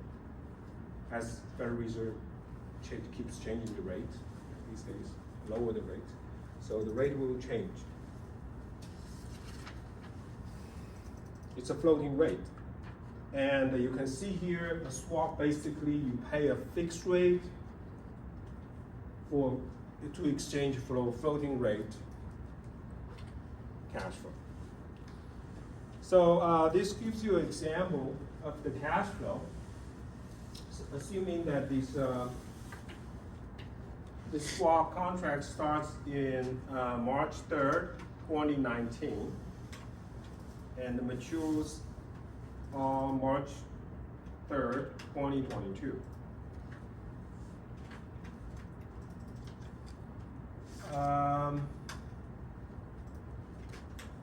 So the LIBOR, you can see that these are the LIBOR rates. So these are, this lasts for 6 months. So these are the 6 months LIBOR rates. 2.2%. So this is like, for example, you go to a bank on March 3rd, 2019, your bank gives you a 6 months interest rate of 2.2%. This is an annualized rate. So 2.2% per year, so 6 months, which means that they will pay you an interest rate of 1.1. If you put $100 in the bank for 6 months, you will receive $1.1 interest payment, 6 months. And now, 6 months later, you go to a bank, 6 months rate is 2.8. That's an annualized interest rate. So for the next 6 months, you will receive 1.4%, which is half of that, times $100. If you put $100, you receive 1.4, and so on. So this part has not, now this part is very relatively straightforward. This is kind of like, imagine that you could put in a floating rate bank account. This is gonna be the interest that you receive. Now what is swap? Swap basically exchange these cash flows into a fixed rate.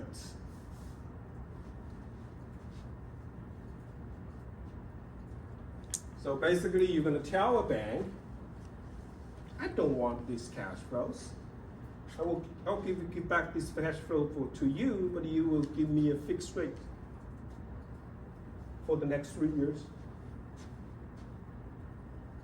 That's basically a swap. Bank is going to give you, well, if you want to do that, I can give you a 3% annualized rate. You will receive $1.5 every 6 months. Yes. Well, you do that, or you just jumping the risk? Yeah, you don't wanna, it's very obviously this, so you have to be careful that this was like from 2019 to 2020 to 22. So you already see these rates, right? These rates have been, it's already realized, these rates are realized. But if you are in 2019 March 3rd, you don't really know what the path of these rates will be. So you don't, you know that the current 6-month rate is 2.2, but any other beyond that, that's unknown. So it's uncertain. This is called interest rate risk. If you put $100 in your account, you really don't know how much you will get in, if it's a floating rate account, you don't know how much you will get in March 3rd, 2022, 3 years later. It all depends on the path of this 6-month rates. But you can tell a bank that I want a fixed rate, I don't want these floating rates. Just pay me a fixed rate, so the bank can give you a quote like 3%. So for the next 3 months, 3 years, you receive 3% every 6 months, so you receive 1.5 every 6 months. So that's basically, you enter a swap contract with the bank to fix the interest rate. Okay. Now, assume that you are also a bank, you're not just a customer. Then you're basically now, this is like a contract, a transaction between two banks. Okay? So you should receive, you will receive, in this case, okay. So you can pay this to receive a fixed payment, or you can pay a fixed payment to receive a floating payment. You can take either side of this transaction.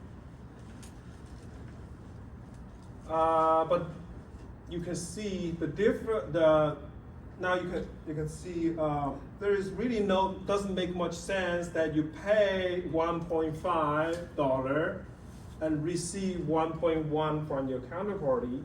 Why would you do that, right? So you just pay the difference. You pay 40 cents, which is the net cash flow. Both parties doesn't have to, this is just redundant. You just pay the difference and that's it. Okay, in this case you pay 50 cents, in this case pay 10 cents, or you receive 15 cents and so on. So,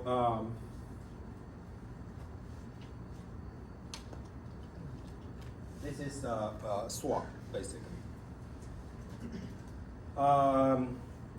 You pay if you're on the long side, you're gonna pay the fixed rate and you receive this floating rate. And if you're on the short side, you're gonna pay the floating rate and receive the fixed rate. So you can take either side of the contract. We use this interest rate swap to hedge interest rate risk of multiple cash flows. You can converting a liability from fixed rate to floating rate to fixed, so converting investment from fixed to floating and floating to fixed. It's pretty straightforward. To give you an example, which is more easier. So XYZ has a $200 million of 3-year floating rate debt at LIBOR, which is the floating rate. It's a floating. Every year, it pays that year's current LIBOR. What can it do to convert the floating payment to fixed payment?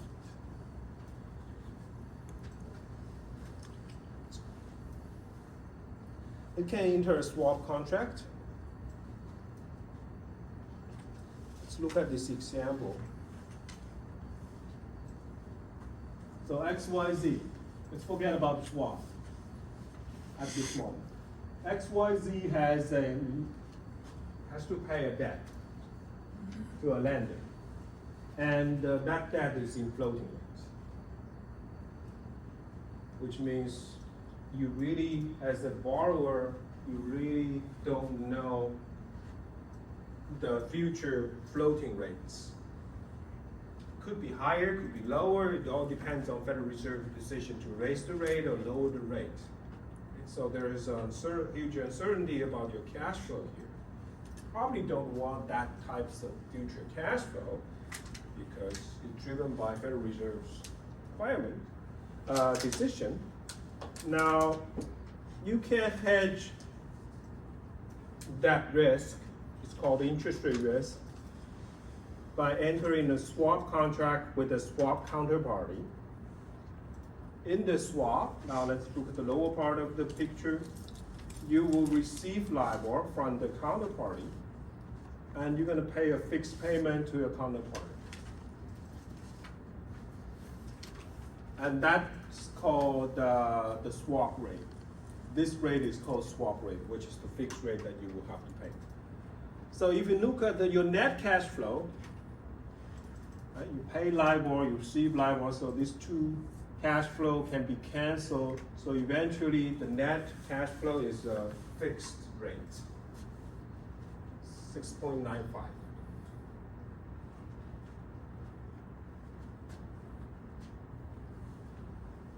Now you may say, well, most of the company won't be able to receive a AA rated credit rating.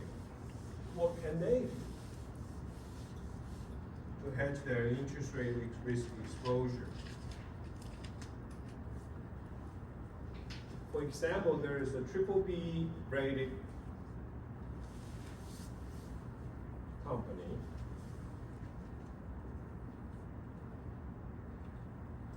that has a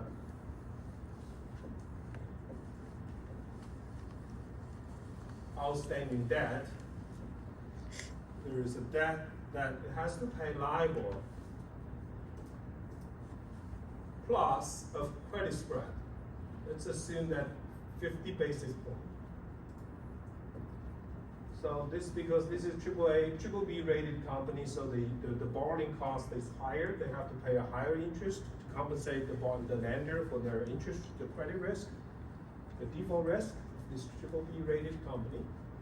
Therefore, let's assume that this is called credit spread. Let's assume this is 50 basis points.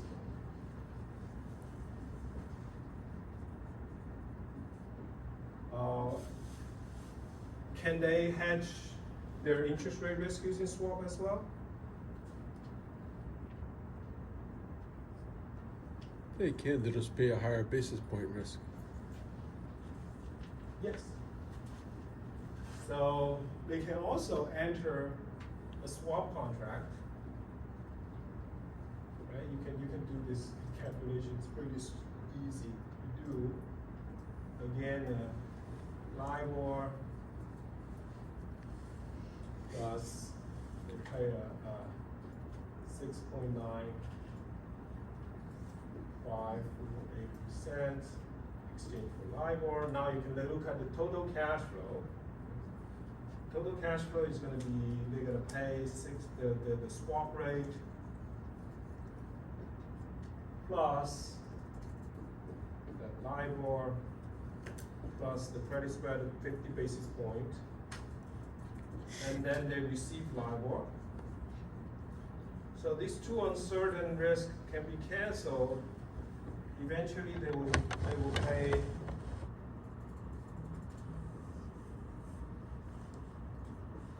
so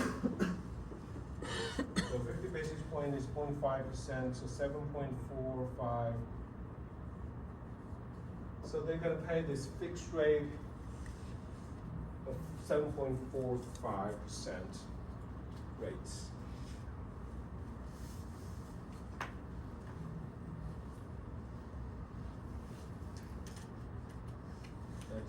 That's how you hedge the floating rates of your debt.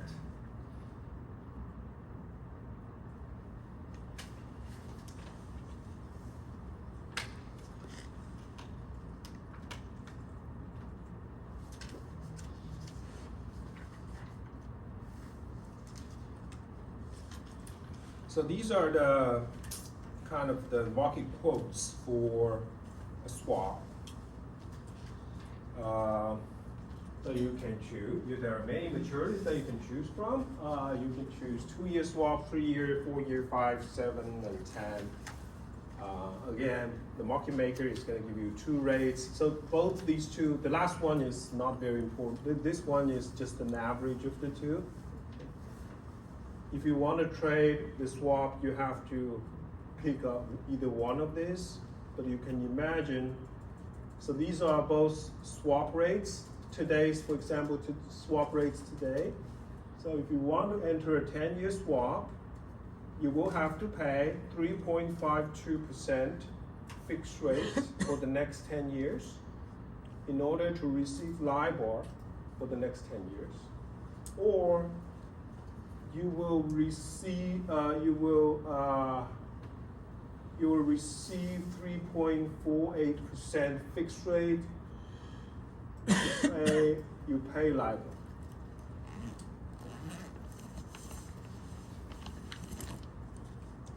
And the difference between these two rates, as you can imagine, is going to be around the 3 to 4 basis points, which is the profit of the market maker, the bank. And these swap rates, as you can imagine, every day,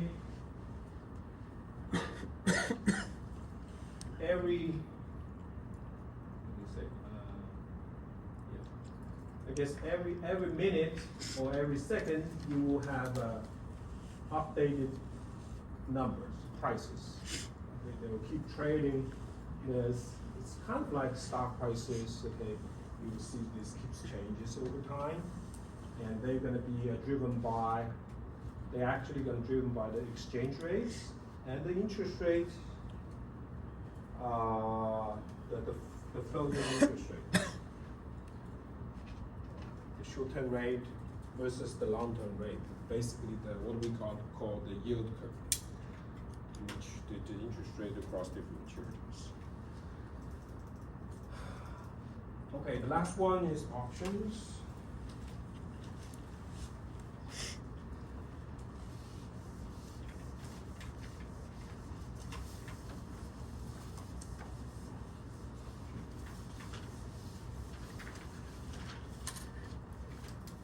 So there are mainly 2 types of options. One is call option and the other is put option. A call option is basically an option to buy a certain asset by a certain date or a certain price. So there is this maturity, strike price, and the underlying. And there's put option. Put option is basically to sell a certain asset by a certain date at a certain price. So the strike price is the price that you're going to sell the underlying. For example, stocks. So you have all these options traded on the individual stocks as well as index, stock index.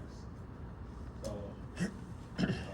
you have several important variables here. Options are traded on both exchange and in over the counter. The largest exchange for stock option is Chicago Board Option Exchange. So we'll start with call and then we'll talk about put. But let's take a break.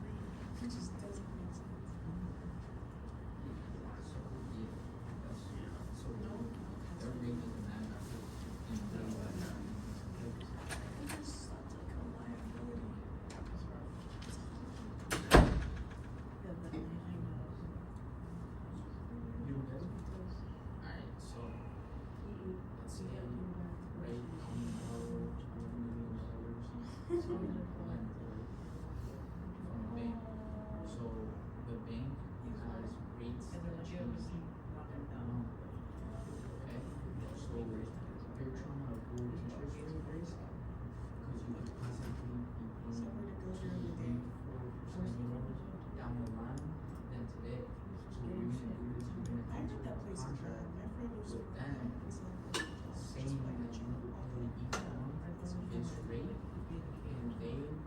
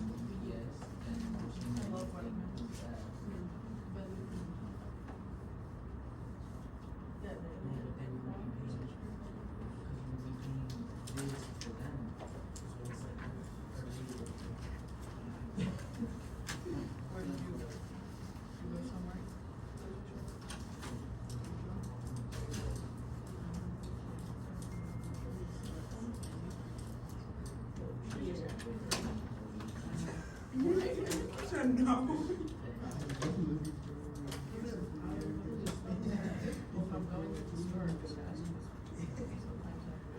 take the bus, Elise? Do you take the bus at least? How you feeling?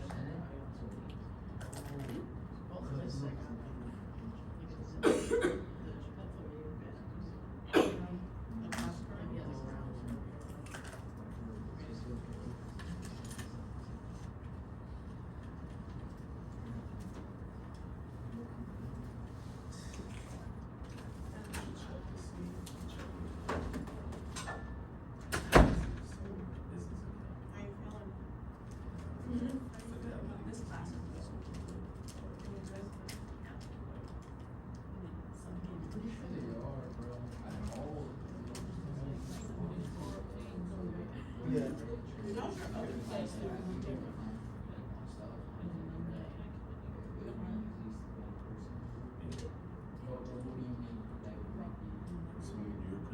It's a lot of There's no technology. Yeah, like I went to try to like sign up for that class and they were like, no, like you need to just. And I was like, oh, okay, well, we're not There's no gonna do it. limit to it's their IRA or it might be their law. And then you can have a margin account. Is it like gold? Just What? Is it something more? Oh, thank you. Yeah, I mean, I doubt I'd be home with you at this age.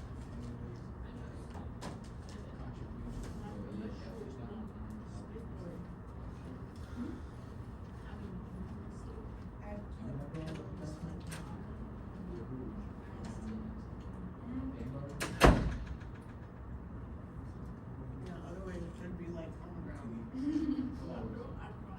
You guys have a high yield savings account too?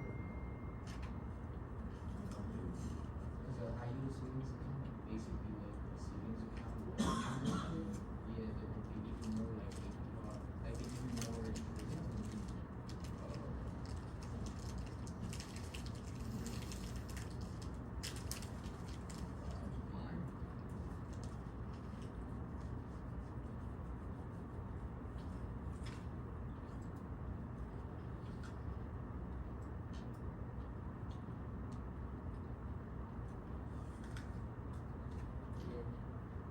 It's bad.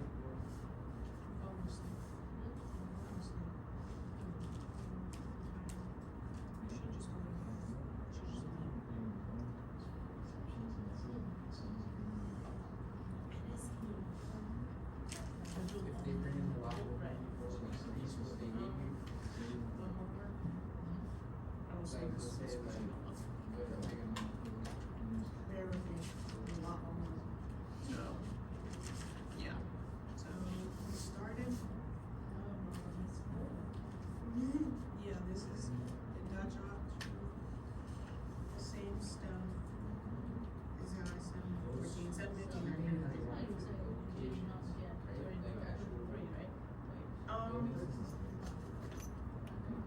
No, this that would be percent 50.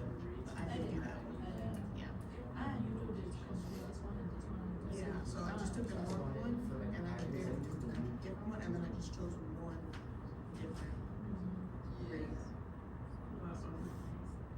Yeah, cause it said like to compare, so I compare all these.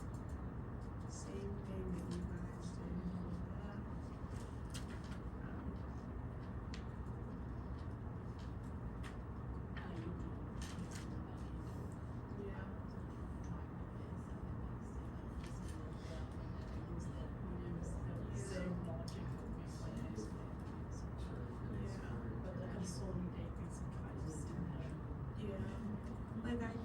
did that one, like this one, because I just recognized the numbers, but yeah, that is my space.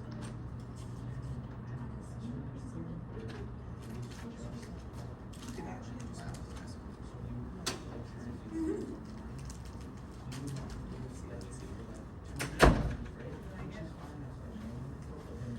It's like knockoff feature.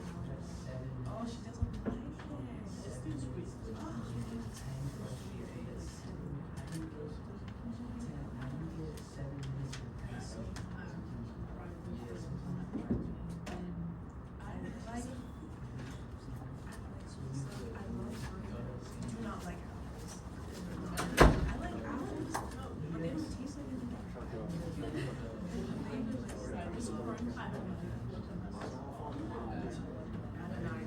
I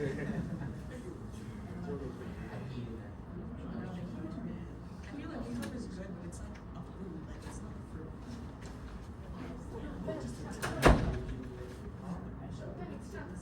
Yeah, I can't just eat it. As fruits, and I also had as the best thing. And I was sweating trying to like open it.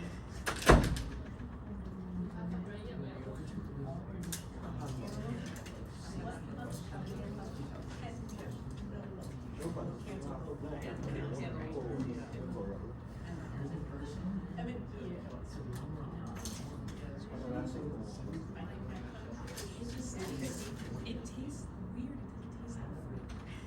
It doesn't taste like fruit. It tastes like squash.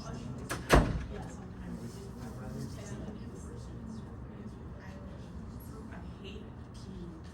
Hate it. Kiwi is the worst.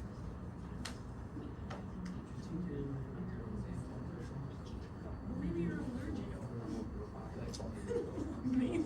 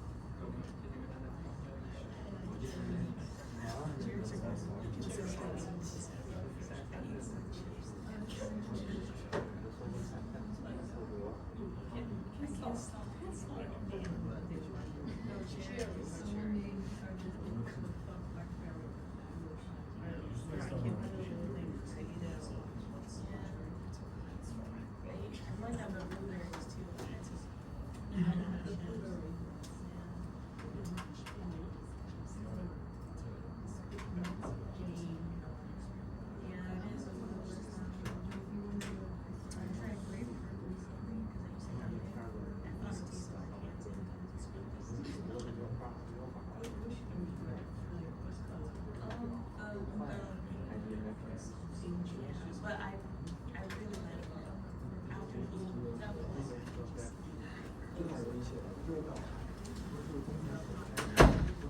it's pretty good, but it's not fun to eat. It's not like, it's not like, it's like not worth it. You showed me the picture.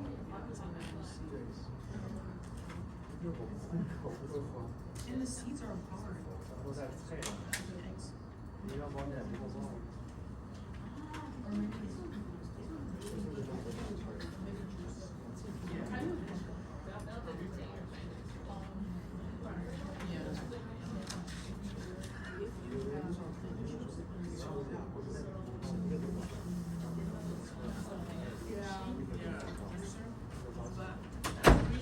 It's just not worth like eating it and like killing it.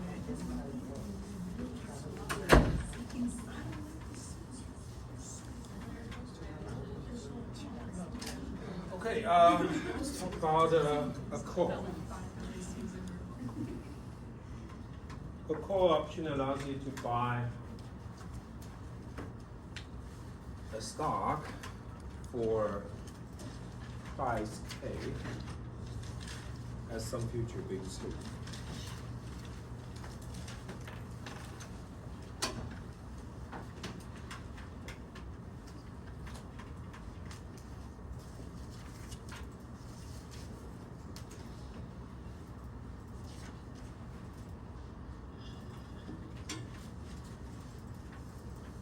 Just use some numbers instead of letters.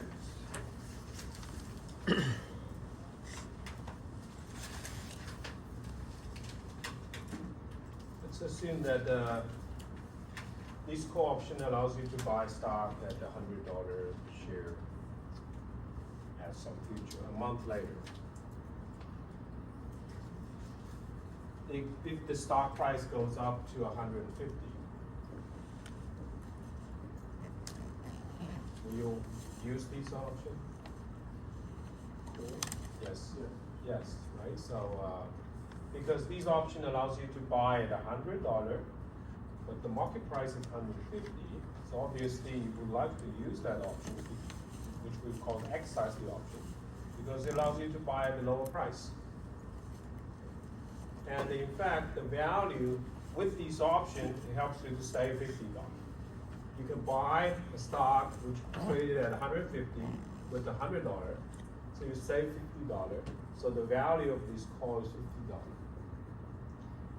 In fact, you can see that when stock price is greater than the strike price, you will use this option anyway, because this option allows you to buy the stock at the lower price. This part is very close to a futures contract, allowing a future or forward contract. Now, the difference between options and the futures or forwards is on the left-hand side. So if stock price goes down to $50, with this option you can buy at $100. The market price is $50. Which price do you prefer? 50, right? So you always want to buy at the lower price. So this $100 option allows you to buy 100. The market is 50. If you are in a futures forward contract, you lose $50. But the option, it's an option, so you can choose not to use it, not to exercise it. Which means you will buy at $50 instead of 100, because $50 is cheaper. Okay. So the value of this option is 0. So in fact, for any market price that's less than the strike, the value of this call is 0. So eventually, you see the payoff, the value of the call at the maturity is this curve.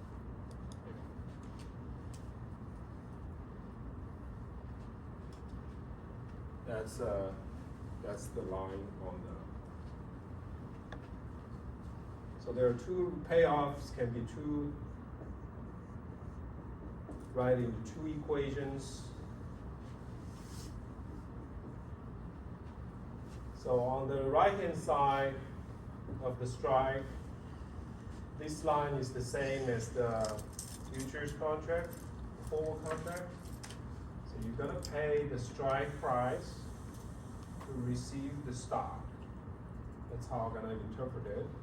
Right? You pay to receive the share, for example. The share is priced at S big T, which is the stock price at big T. So that's why there's a minus sign, because you pay. And there's a plus sign because you receive this share. Okay, this is when stock price is greater than K, than the strike price. If stock price is less than K, the value of these options is 0. because you're not gonna exercise it anyway. The market price is more favorable. And you can also combine these two equations into a single equation. So this max function basically returns the larger number between the two. So you can imagine if this is greater than 0, this is positive, this function returns s big T minus k, which is the first scenario in here. If this is negative, this function will return 0, the max and the negative number is 0, so that's the specific. So that's why you can write it into a single equation. Or you can put this in front, doesn't matter. So that's a call. Now you may notice an issue here that the payoff of a call is always non-negative. It must be positive, 0. So your payoff is always positive, which means if an option is free, it's an arbitrage. Because you pay nothing, you receive a positive cash flow with a certain probability in the future. You pay nothing, you get $100 for like 30% of the chance. Everyone will do that. So that's called an arbitrage. So what will happen is that this option is very different from forward and future in this sense. Is that you have to pay a price upfront to enter the option. It's called option price. So you have to buy an option, you have to pay the price. It's not free. This option is not free. For future and forward, it's free. Well, it depends on how you call free, but there's no payment that when you enter the contract. But there is some certain chance that you're going to make profit, there's certain chance that you will suffer from a loss, and you end up paying nothing upfront. You have to maintain a margin account, but that's not the money that you pay to buy a forward future. That's the money that you use to reduce your counterparty risk. You still earn interest on those. But for options, you have to pay a price to buy an option.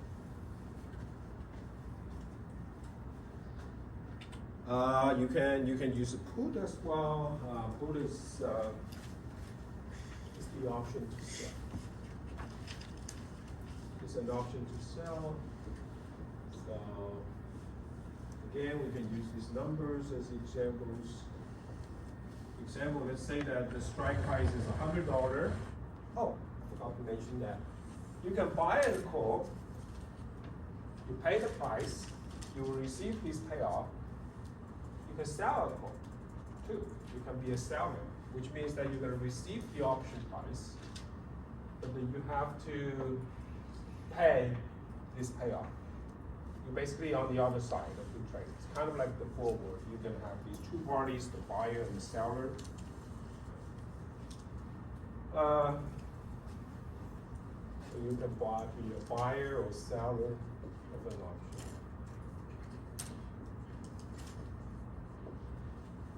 For put, so this is call, this is put. Look at the put. So strike price is $100, which means that this option allows you to sell the stock at $100. If stock price goes to $150, which price do you prefer? 150. 150. When you sell, you want to sell at the higher price, always. It's pretty straightforward. So between these two, you definitely choose the market price.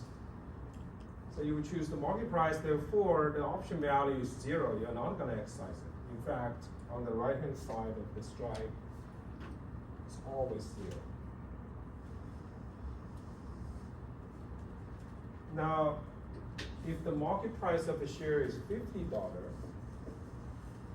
between these two prices, which one do you prefer? 100. You want to sell at $100, right? Because it's higher. So that's where the option is going to have value. So you can sell the stock at $100. The market price of stock is 50.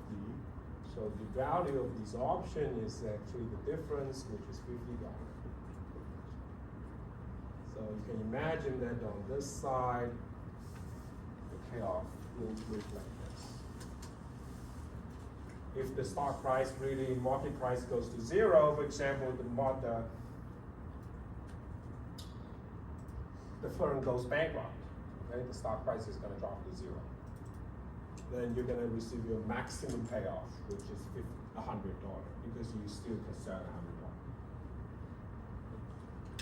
So,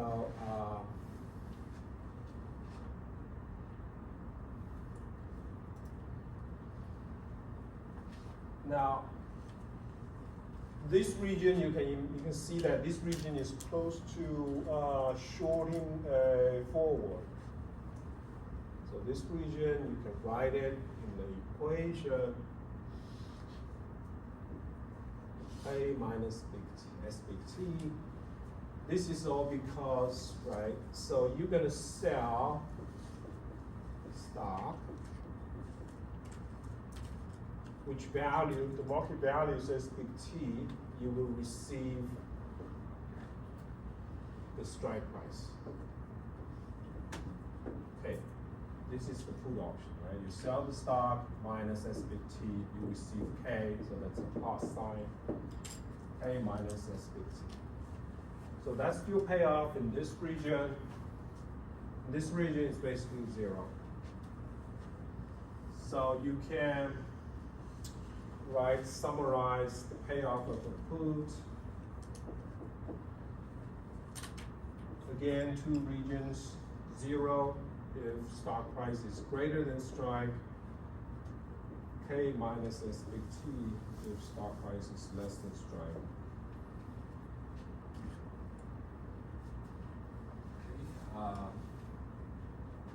You can write it in single equation as well, using the max function. So you will receive the value of this option at big T. That's the value of option.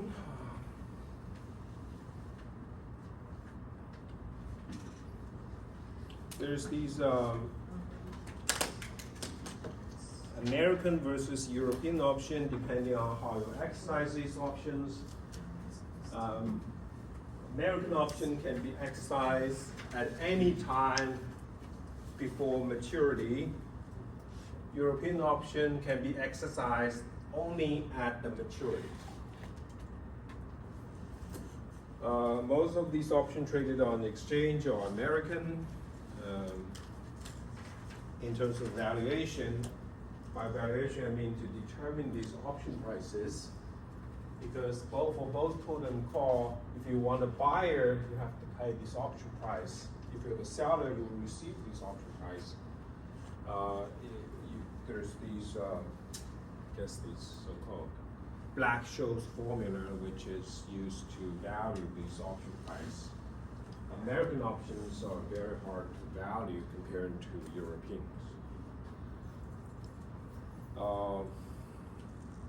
So this gives you some idea about these option prices. These are the quotes on Intel stock in January 24, 2020. The stock share price is $52, about $52. So you can see there are calls and puts, different strike prices, okay, which is usually the strike price is going to be close to the stock price. Most liquid contracts are traded close to this current stock price. So you can see the current stock price is between these two strike prices. These are the calls with maturity of, this is 2-month call, because currently it's January, this matures in March, May, and July, so this is a 2-month call. This is 4-month call, and this is a 6-month call. 2 months put, 4-month put, and 6-month put. And these are the option prices. Okay, if you want to get into a strike price of $45 call, you will pay $7.77.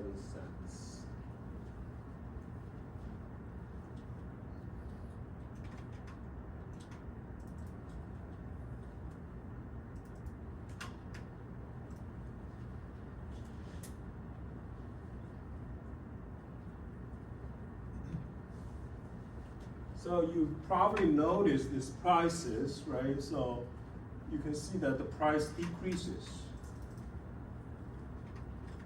The reason that this price with a lower strike price, the call option price is more expensive, as you can imagine, right? Because strike price is 45, stock price is 52. If you exercise this option right now, you make a profit, because this option basically allows you to buy the stock at $45. Now the stock price is traded at, the stock is traded at 52. So you have like around $7 profit. That's why these calls are more expensive. But if you look at this call, strike price is 57.5. If you exercise now, you're not gonna exercise it because this is a more expensive price than the current stock price. So if it matures now, you're not gonna exercise it anyway. If you want to buy at the market price. So that's why the option price is cheaper. You may ask why it's not 0? Why isn't it 0? There is this small, very, very small chance, right? The stock price can go up, like in 2 months, the stock price may go to like $60, then this can be profitable. There is a profit here, right? You can buy at 57 instead of 60. So there is a small chance, that's why it's not free. So there is a small price that you have to pay. So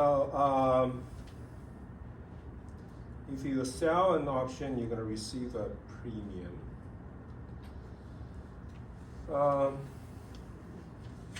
Does the increase in stock price increase or decrease the value of a call?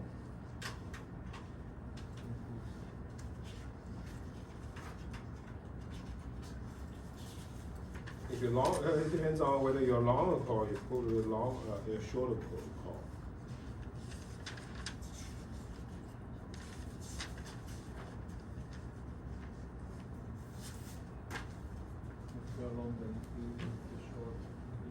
Right, if you're long a call,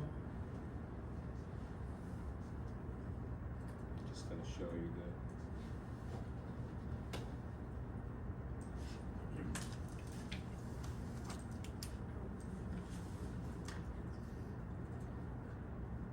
That is long.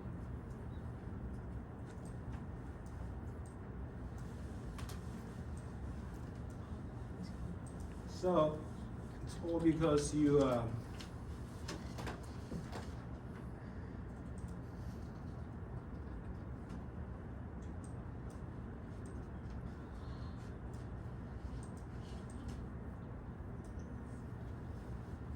so increase in stock price is going to increase the value of the call, because these with this call you can have the right to buy the stock at the lower price, but the stock price increase, the right becomes more valuable. Or if you are, well, I was at the beginning I was not.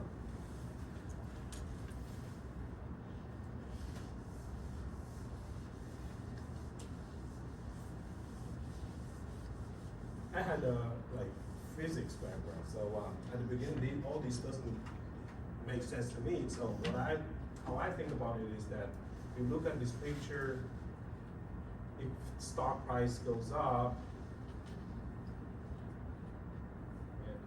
you're more likely in this region. You move up to this side, so they're more likely in this region. So you can have a positive payoff. So the value of the call is going to increase.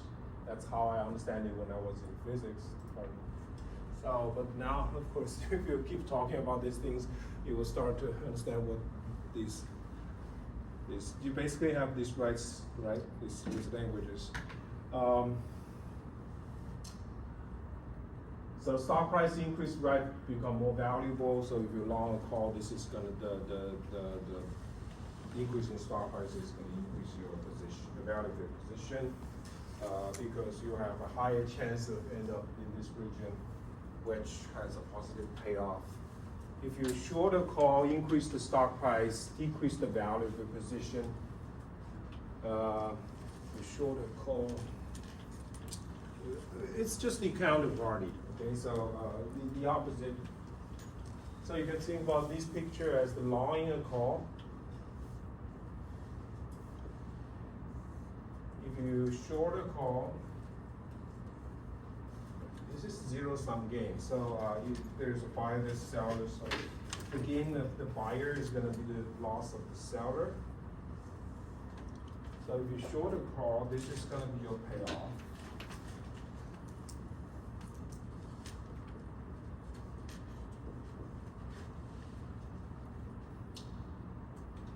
So you're going to suffer from a big loss when stock price goes up. You get nothing if stock price goes down. Where's the profit? Well, in fact, you're going to receive a premium upfront in selling the call. So that's going to shift this. If you think of including that benefit, that option premium, this is going to shift this entire line upward. So you will receive this option premium, option price, this call price. So you can see that in this region you actually make a profit because of this option price, but in this region you will take big losses. And we will explain later that you can do something for this region to hedge your risk. It's called delta hedge. You basically be able to hedge this part of the downside loss. With the put, you have the right to sell the stock at the higher price. If you long a put, if stock price goes up, you can see from this picture, stock price goes up, you're more likely end up with zero value in this put. So your put option price is going to decrease, but if you short a put, you take a short position in the put, see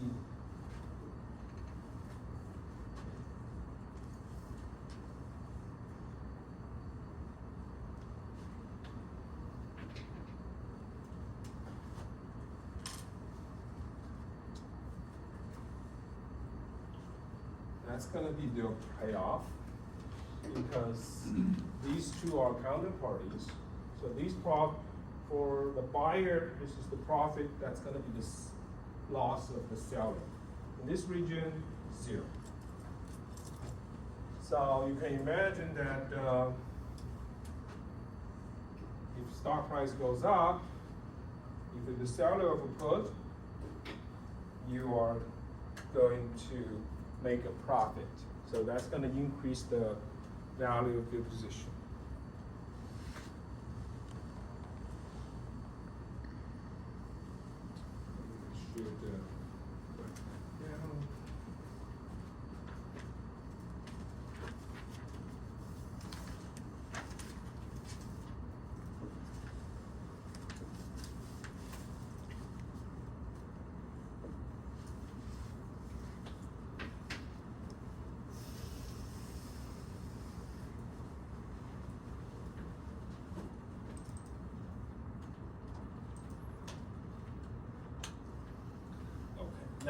this is the harder part. Option value is not only driven by the underlying stock price, it's driven by volatility as well. Now, question is, does increase in stock value increase or decrease the value of the call? So what is stock value? I think I explained that. It's the standard deviation of returns. It basically measures how the magnitude of the fluctuation of the stock price.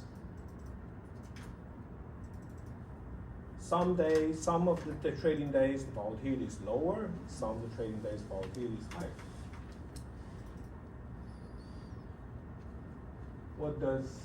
How does the volatility affect the value of the call? Yes. Does it increase for both the call and the put? Yes, thank you. So it's going to increase both put and call prices because, again, if volatility is high, you are more likely go into this region, deeply into this region. So the risk is higher. You can, or the other way to think about it, I guess, is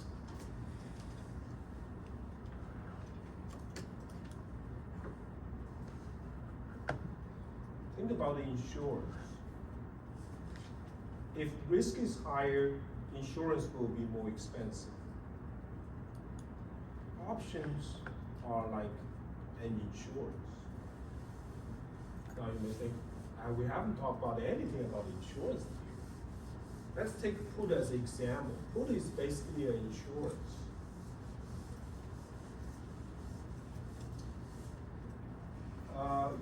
Because a put option allows you to sell a stock for a strike price K. So for example, the strike price, let's assume that it's $100. Current stock price is 120. If you buy such a put with a strike price of 100, it allows you to sell at 100. So if you buy the stock and the put, if stock price goes, some future goes, the future goes below 100, you will always be able to sell the stock at $100. So that's kind of like an insurance to the downside. It allows you to sell the stock at $100. So if you buy both of them, right, so stock price goes down below 100, you can sell at 100. Even if the firm goes bankrupt, you still can sell at 100. So that's the beauty of a put, which is an insurance. Now you can think about this as insurance at $100. That's going to be my maximum loss, but you have to pay for it because it's an insurance. You pay the put option price, which is kind of like an insurance premium. So now you can imagine why when volatility is high, means risk is high, the insurance premium will be more expensive. Okay, so volatility increase the value of a put, and the call is same. Okay, call you can think about that as insurance to shorting the stock. If you short a stock, you can imagine that you will have to buy it back in the future. And call option allows you to buy back at the strike price. So your downside is fixed. So at least you can buy it at that price. You don't have to worry about that stock price goes too high, that you won't be able, your loss is going to high to buy back the stock. So call is basically an insurance for the short seller. So again, that's insurance, and the insurance premium increases when volatility increases, the risk increases. So that's a simple. I think that's a more intuitive way to explain this. So all else equal, does increase in volatility? Oh, okay, that's part is done.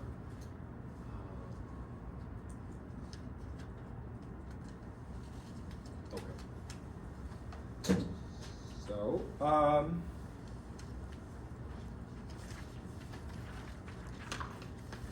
Speculation, people use all these options to speculate.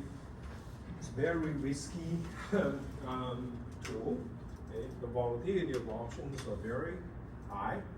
It's all because option is there's a natural leverage for options.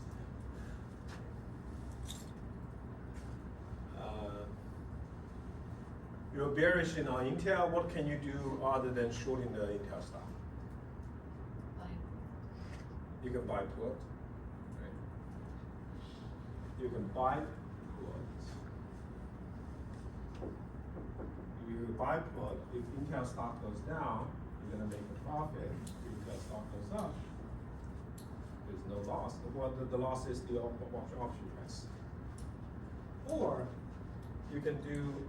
This is my picture here. There you can short a call. It's very risky, but you can short a call. You're gonna earn the option premium when stock price goes down. You could have a big loss on the upside. Now, if the volatility of Intel stock you believe that volatility in Intel stock will increase, but you're not sure about whether stock price will go up or go down, what can you do? Yes. Buy call the put. Yes, thank you. Are you an option trader? I dabble in it. Huh? I just dabble in it a little bit. Okay. I know many people like to trade options.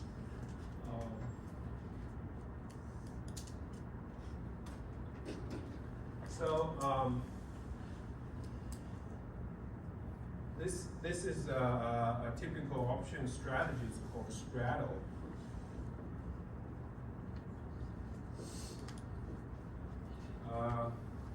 So you basically buy the call and put with the same strike price, same maturity. So with this call, this is going to be your payoff. With the put, this is going to be your payoff. Well, because you buy both call and put, it's pretty expensive. So you're going to pay the premium up front. So that's going to lower this a little bit. This is the call price plus the put price.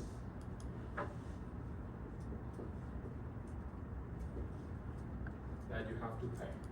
But now you can see if you hold this position, if stock price is very volatile, becomes more volatile, it's more likely. Let's assume that this is the current stock price. So if stock price could go either way, but you're not sure. But if volatility is high, it's more likely to end up on the side rather than this small region. If it's more likely to end up these two sides, the value of this straddle will increase because the payoff of this straddle is going to be higher on both sides. But if luckily the volatility is small and up here, you're going to suffer from loss. Okay, in this region, there will be a loss, but on both sides, you could have a high profits. So that's called the straddle. Straddle is the very old way to trade volatility. Nowadays there is a volatility market. There's even ETFs that you can trade volatility. At the beginning, people trade straddles and basically options, buy, put, and call. And then there's volatility derivative market, directly trade the volatility. It's called the standard contract called a variance swap. You basically it's a derivative of variance. Variance is basically volatility squared. So why do people want to trade volatility? It's a very risky trade. So you can look at this picture. I will be done after showing this picture to So this is the standard index for volatility. It's called VIX index.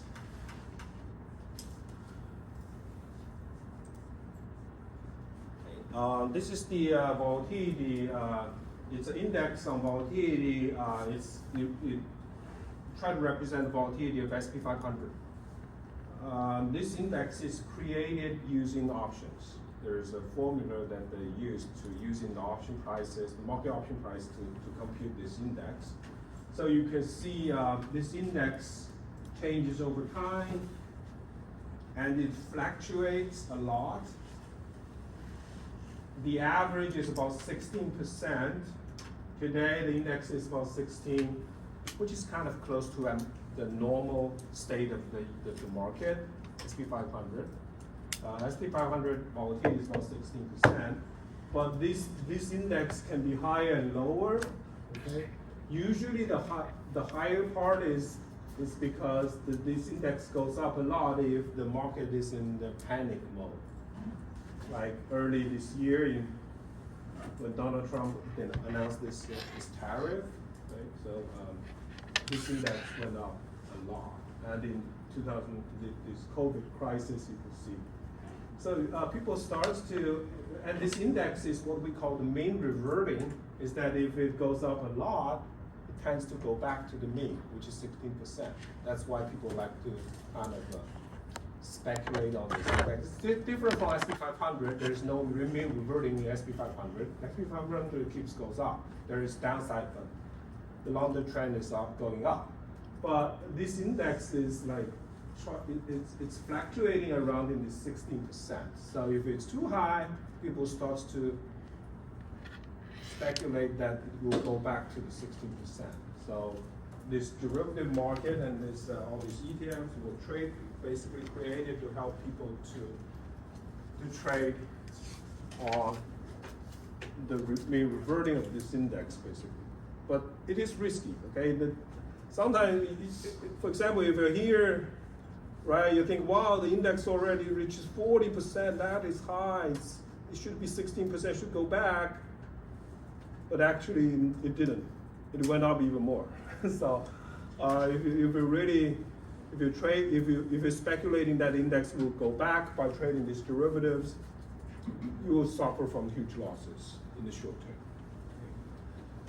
So I guess that's it. We'll continue next week. If you haven't submitted your homework yet, please do it now.